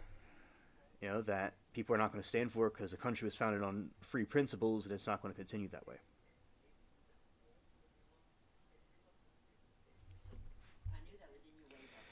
And Zoe says, Alien, you definitely need to check out about the Vatican and UFOs and aliens. It's crazy. Oh, absolutely. I will look into that. The Vatican and UFOs. I would think the Vatican would have a lot of information on that because they've been around for centuries, and I'm sure they communicated with quote unquote angels, and it has history of that and spirits of obviously.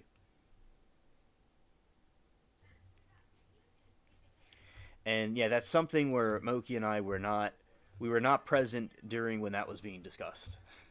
Yeah, and those are my thoughts about the speech, about the situations going on in this country, and you know, that's what I think about it. Yeah, the veterans should always be honored, and I'm glad that they are being honored. Without them, we would not be here with this country we have. Yes, that is true. Tomorrow is Alien's birthday. We're gonna have a birthday stream. It might be earlier than when I scheduled it, but it's gonna be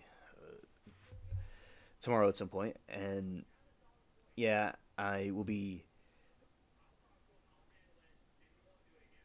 Oh, yeah, I'll be 28, and it'll be a fun stream.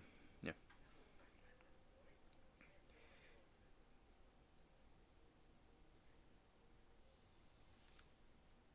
Thank you, Eugene, very much, and I appreciate all of you. And it's a exciting birthday. I've always had fun birthdays on YouTube.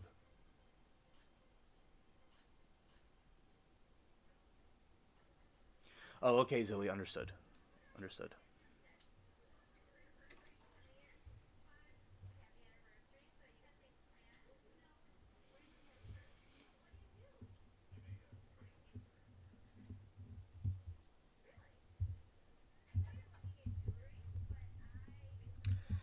Yeah, I gotta look into that stuff too. The aliens in the Vatican.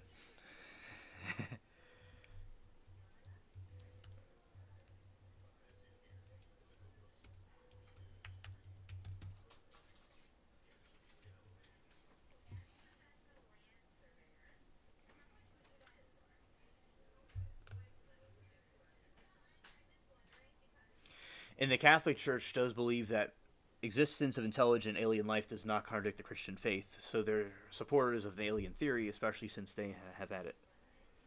Yeah. Oh, I know about it. One incident was the 1933 UFO crash. I did a video about that a couple of years ago. Okay. Yeah, in 2023, former U.S. intelligence David Grush provided congressional testimony about brought the Vatican into modern UFO disclosure. Grush alleged that non-human craft crashed in Magneta, Italy in 1933. He claimed that the Italian government under Mussolini recovered a craft, and Pope Pius XII later back-channeled information about it to the U.S. government, helping them secure the technology at the end of World War II. So that is an incident of the Vatican dealing with a UFO object.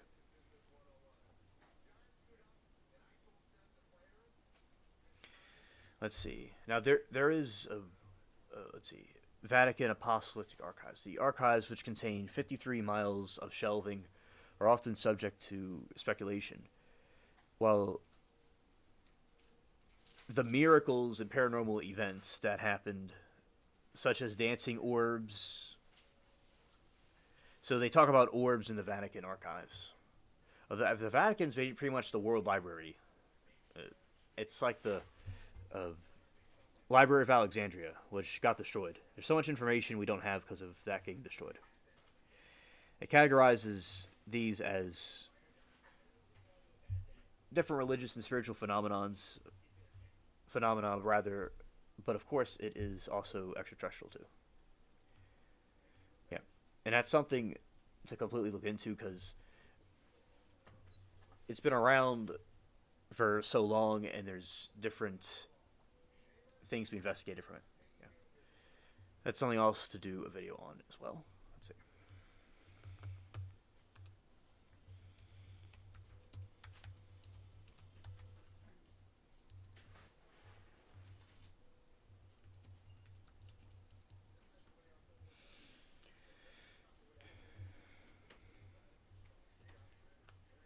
Okay, that archive in her book American Cosmic, Luca describes reports of aerial orbs entering cells and 19th century nuns and flying houses witnessed by historical figures. Okay, so some of the nuns and people of that era saw flying houses, and they witnessed, and different historical figures saw that. That's in their archives. Okay, Pope John had an encounter. In 1961, the papal residents of Castel Gandolfo met with extraterrestrial visitor. Story: allegedly, a disc-shaped craft landed in the gardens, and a human-looking alien stepped out. The Pope supposedly walked over to speak with the being for several minutes before it departed.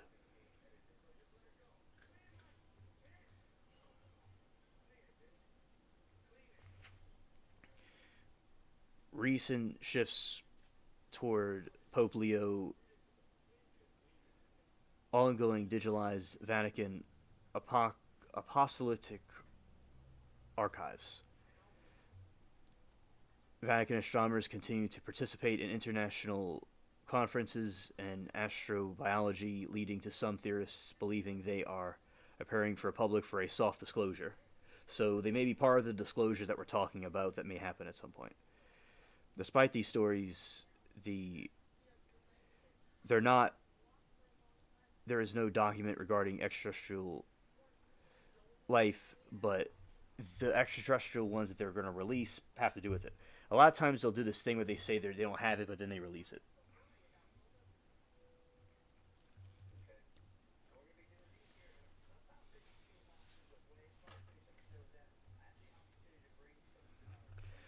Thank you, Moki. Let's see.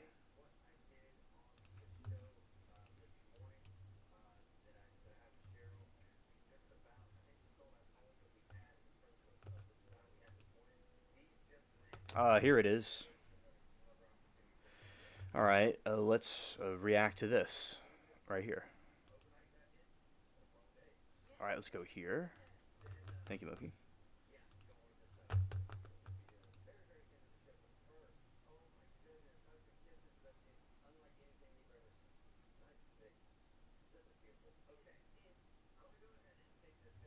Okay, I'm going to see about checking this out, what occurs here. Let's see what this is about for a moment, and... Alright, shouts to the Spaceship Cats. Lou, how are you, my man? Glenn, I'm doing better than I deserve. You know, I tell people at my age, any day above ground is a good day. Yeah, I'm with you on that one. So do you remember having that conversation where you said the clock is ticking? I do. I remember that, Glenn. I sure do. So what did you mean by that? Well, look, in the world of national security, the clock is always ticking. What do I mean by that? Well, you know, there are foreign adversaries out there that are very much involved in the research of UAP like we are, just like our country. And what you don't want to do is allow ourselves to get to a point of what we call strategic surprise, right? All of a sudden you have country X or country Y out there that may not necessarily be friendly to the U.S., And all of a sudden they find they have a breakthrough, right? So China has already admitted they have their own UAP program, so does Russia. And what we don't want to do is allow ourselves to fall behind some of our adversaries' capabilities. Now, there's also another part of that conversation, too. What you don't want to do is allow so much time to go by that by the time you are forced to make a decision, all your options you've exhausted. Meaning, let's say that there is an announcement, let's say later this year, that life has been discovered somewhere else off of Earth, right? You don't want to be in a situation as a government where you are caught flat-footed and surprised, right? And by that statement, you want to be as proactive as possible. You want to be able to have the conversation, socialize the idea with your citizens, because let's face it, governments writ large are the reason why they have the authority they do is because people have faith and confidence in those institutions, in those governments. And the last place any government wants to be is on their back foot, right? In a situation where they get surprised, and now, like we saw, for example, with the drone incursions that we had back in 2024 up in New Jersey, right? First, the White House says there's nothing to see here, folks, and they say, well, actually, there is something to see here. Well, actually, all of these drones have been coordinated through the FAA. Well, no, they haven't. We don't even know if they're drones at this point. Or the Chinese spy balloon, right, under the Biden administration. That's another case in point where decisions were made on our behalf because we simply didn't want to face the uncomfortable truth that China was sending reconnaissance balloons over North America completely unchallenged. So you started this out with. Okay, so in the interview of this one, he's talking about how the aliens and stuff have to do with national security, and there's a threat to it, and what kind of reasons why they censored the information.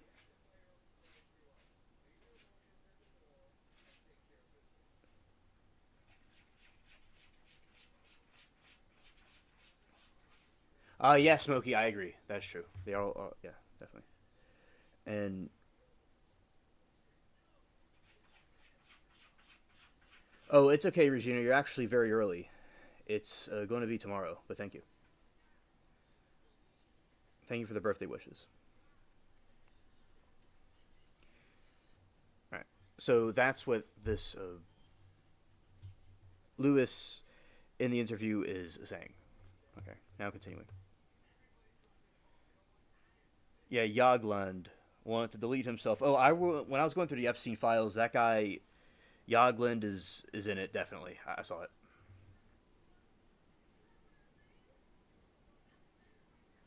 Oh, okay, tomorrow in 30 minutes. Okay, so you made it right in time. Okay, here we go. Imagine country X or Y. So are you saying that we're possibly facing something from another country?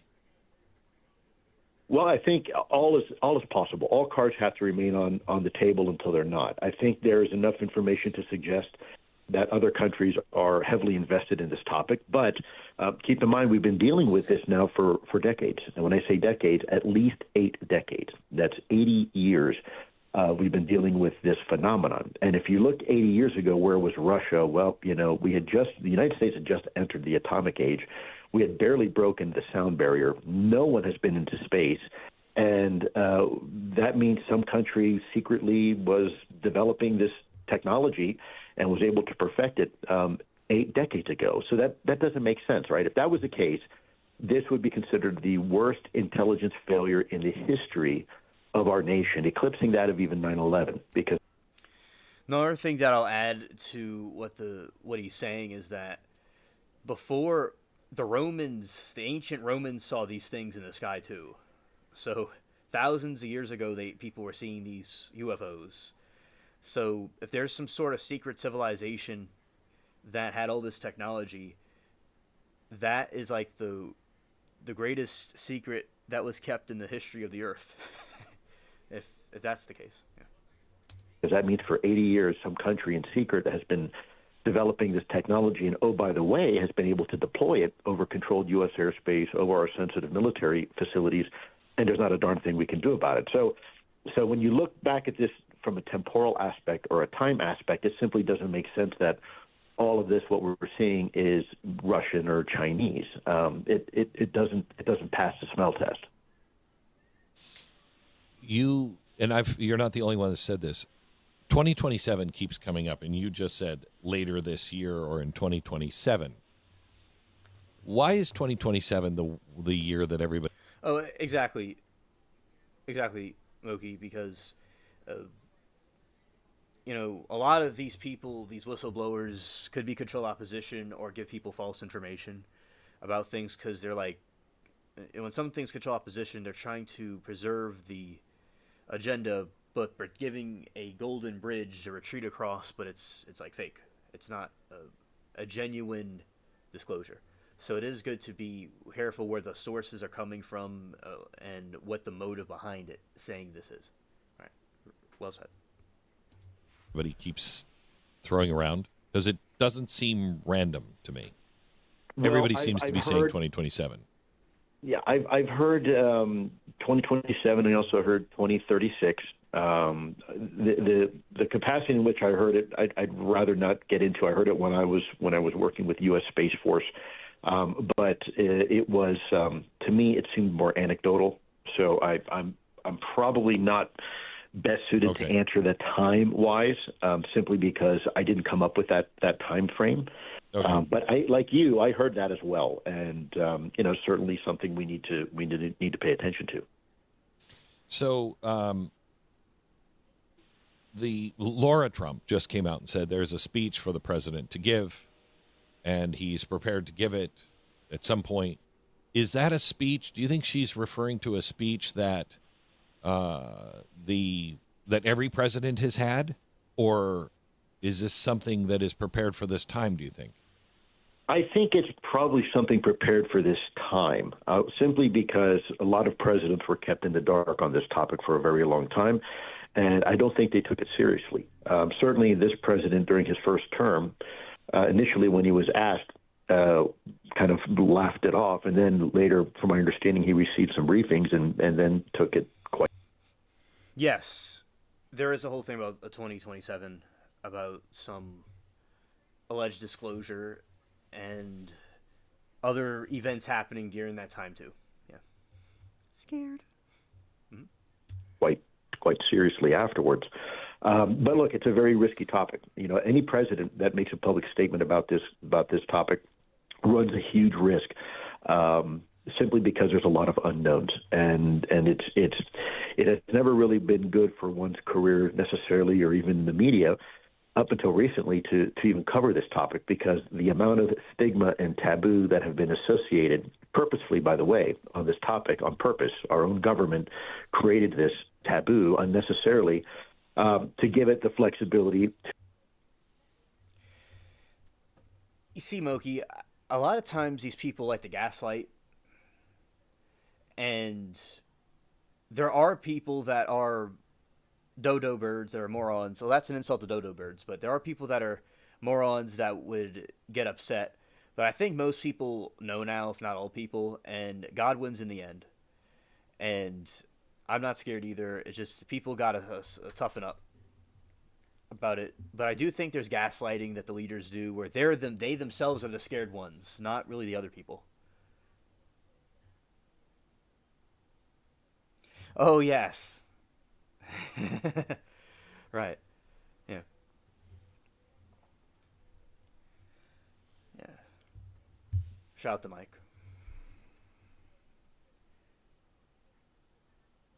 Yes, amen. Rebuke the demons in the name of Jesus. I agree. And a lot of times people have a UFO or alien experience, they rebuke them in the name of Jesus, or they talk about Jesus, they zone off, and the vision or whatever it is goes away. So whatever they are, they don't like to hear about Jesus.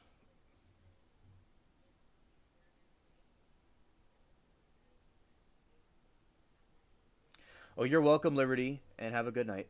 Take care. Scared. Well, that's very sweet of you, Zoe. And I think about all of you every day, too. And I appreciate the comradeship and the unity that y'all have for each other. Even by not knowing each other in person, but y'all keep that connection is really great to see.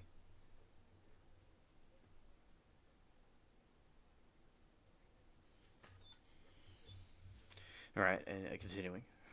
To actually do research. A lot of people are surprised when they find out that ATIP was actually a program in the Pentagon that was studying UFOs. That's what my colleagues and I were told to do. And you said it absolutely correct. I was never a quote-unquote believer. I went through the medical program at University of Miami, and technically I graduated in microbiology and immunology. So the scientific method for me is very important. Also, as an intelligence officer, you have to let the facts speak for themselves.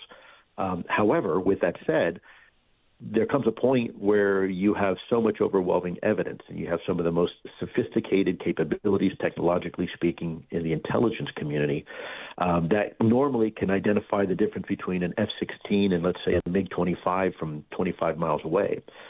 These same sensor systems are being used to collect information on things that, frankly, we don't understand. Technologically speaking, these things can outperform anything we have in our inventory, and that is a national security issue. And I believe that our president has been made aware of that, and not just by the Department of War either. There's other elements, the FBI, the intelligence community, even the Department of Energy, that all have equity in this topic. One of my researchers said the reason why the government is so afraid of all of this coming out is because if there is technology that we got from someplace else and it was shared with certain companies, then other companies will start suing and saying, well, I didn't get any of that. That's an unfair advantage. Do you think there's anything to that? Yeah, Fear? that's absolutely correct. Yeah, absolutely. Look, there's back, with the military-industrial complex, there's still rules and laws that have to be followed, and you have to have free and fair competition. That is how this system works. And if it turns out that maybe some general somewhere in the halls of the Pentagon gave a company an unfair advantage, you can imagine in 10 years, 20 years, Company A becomes a multi-billion-dollar aerospace company, where Company B goes bankrupt. 200 jobs are lost, and investors, lose their investment, right? So there's Securities Exchange Commission violations. I mean, you could, in theory, rack up not just billions, but trillions of dollars worth of liability and damages. So that is a very real issue. That is absolutely correct. One last thing. What is you were on the podcast with me, and you talked about a spiritual element of all of this. That I think you said you walked into a meeting and the scientists were talking about something spiritual, and we didn't really get into it. Can you share that again? Sure. Well, let me just say this, Glenn, if I can. I think ultimately the human experience is a spiritual experience. There's no way around it. A lot of people say that we're humans having a spiritual experience. I tend to think we are spiritual beings having a human experience. But that aside, agree. There were elements in the Pentagon that believe that what we were looking into were actually demons. And there were some fundamentalists that believe that this was all the work of so to speak, the devil. Now, I can't, between you and me, and I guess now everybody else, I can't necessarily fault them for thinking that, because if that is their spiritual perspective, then I can understand it. And there are elements certainly within this topic that may scare some people, but I don't know that to be true. Like, can you tell me, Sure. Yeah, there were people in the Pentagon that believe that UFOs, not only did they say they were real, they actually told me to my face and my colleagues, but that we shouldn't be looking into them because they are demons. They're demonic. We know exactly what they are. And again, some of these people were very, very senior in the intelligence community. Some of them were friends of mine. And although I don't agree with their perspective, look, at the end of the day, I can't prove that they're wrong either. So I respect it. I don't agree with it, but I can respect that fear that this topic brings, because do you have any really, idea why they would say something like that? Well, what was told to me point blank was, Lou, have you read your Bible lately? And I said, well, I thought I was, pretty familiar with it. Why? And he said, well, then you would know, because what we're dealing with are demons and we shouldn't be looking into them. And that was the extent of that conversation I had. Yeah, exactly. These demonic entities, that's something I've been talking about, the theory about them being demonic, definitely. With a senior leader in the U.S. government. But there were others as well who felt the same way. There's a lot of people that also can point to the Bible, and they'll talk about Ezekiel's wheel, right, as being actually an interpretation of an encounter with a UAP. So I spent some time at the Vatican, and I'll share this. That was kind of interesting, and I'll make it quick. There they opened a scroll. It was a very old parchment. It was in Latin, and one of the senior academics there at the Vatican said, "Look here, read this part." And it talked about eclipus. Eclipus is a Latin word for, like, think of eclipse, and it was the word they were using for the real. Oh, I don't think they're all demons. I agree with you. I don't think they're all demons, but I do think some of them are. In my opinion, though, personally. All right, and because I do believe there's life on other planets, obviously. Yeah. So I just think it's a mixture of different groups. Very good point, Moki. Roman shields, because the Roman shields were round and lenticular, and they looked, I guess, like suns. And he said, here it is. And this was a discussion between a Roman soldier and a Roman general, where they described these flaming Roman shields in the sky that would follow them from battle space to battle space. And so, this is going way back, and this is a document that's in the possession of the Vatican itself. So the Vatican has also had a deep interest in this topic. The last pope actually said, I believe, several years ago, that we should not be surprised that life exists and is abundant in the universe. That God has the ability to create as many species as He wants. And yeah, I think that God created many different species across the universe. Doesn't necessarily mean that we are any less special. Lou, it's always fascinating to talk to you. We'll we'll keep watching. That was an interesting interview. Okay, so yeah, I certainly think that there are life on other planets. Yeah, I definitely think there is life on other planets, and it's important for people that are interested in this to understand that. And like, Mars could be started up and made into a planet like ours. If the core was heated up and done something to it, it's like an engine. It's like a machine. So I just think there's just tons of them out there.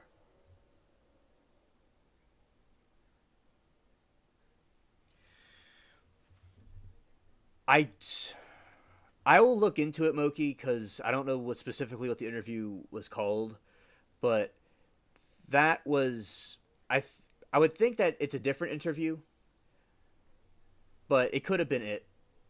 But we will. I don't think it is, as I said. I don't think it is, but it could have been. But the Vatican was just vaguely mentioned towards the end. So I think this other interview had more detail about the Vatican that was mentioned, but I have no idea because I never saw it. So I will see if Glenn Beck did another interview about the Vatican, and if not, then that was it. But we will see. Yeah.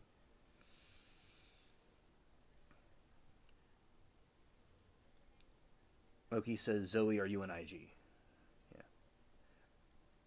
Yeah, IG has some cool reels on there. I recommend it. It's a cool app.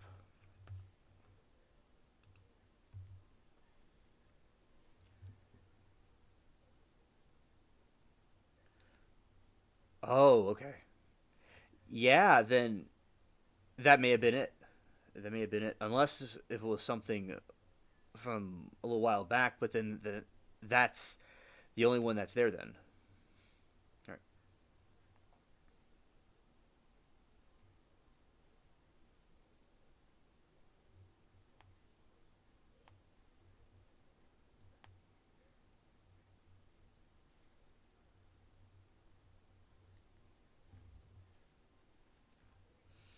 Ah, yes. Okay. Yeah. Let's see.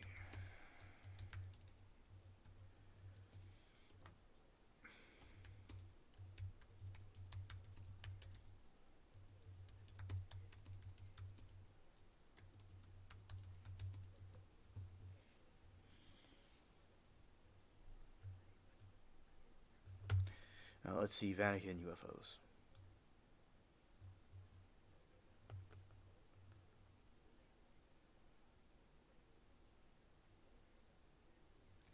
Oh yeah. I'll say Moki has some of the greatest, the best reels, and those cats she has are treated like royalty from the heavens.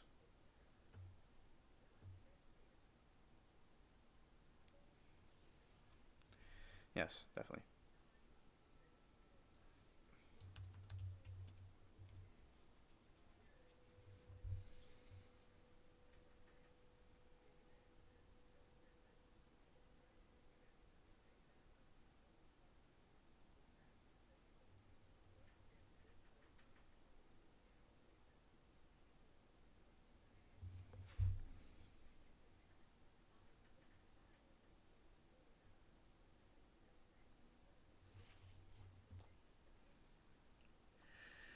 Okay, there's another interview.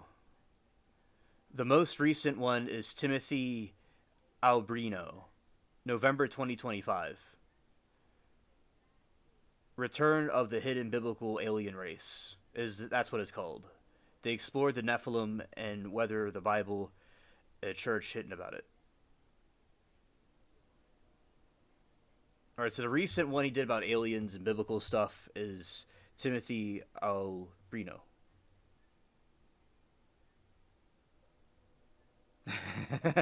Yeah, yeah, scared. Yeah, beware, scared, scared.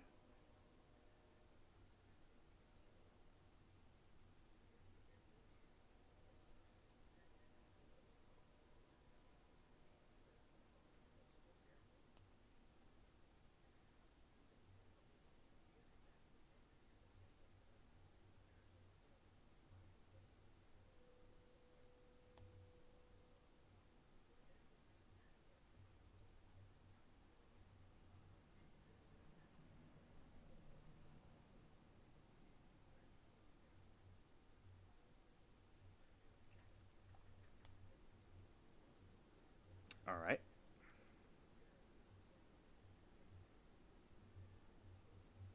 So that. Yeah.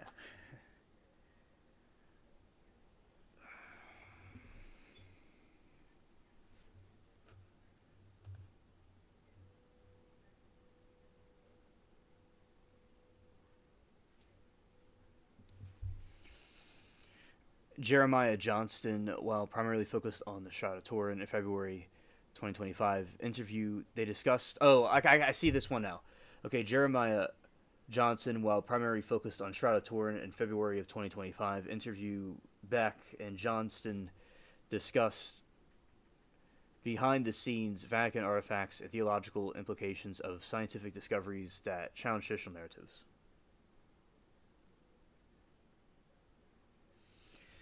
So he said, kind of like dark sense of humor, but not demonic, demon dark. Oh yeah, I agree. I agree.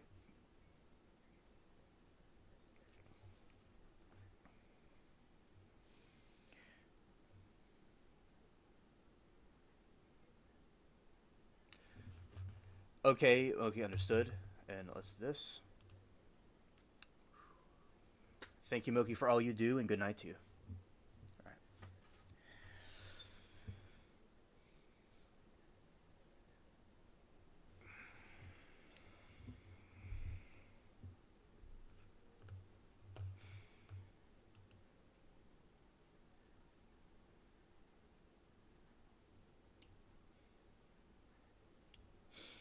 Okay, good night, ladies. All right. And all right, so I think we've done enough. The stream will be ending for the night. Okay, the topics have been finished. That's cool. All right, everybody. So thank you all for coming and hanging out with us tonight. And tomorrow will be the birthday stream. Thank you all for coming, and let's do this. And peace.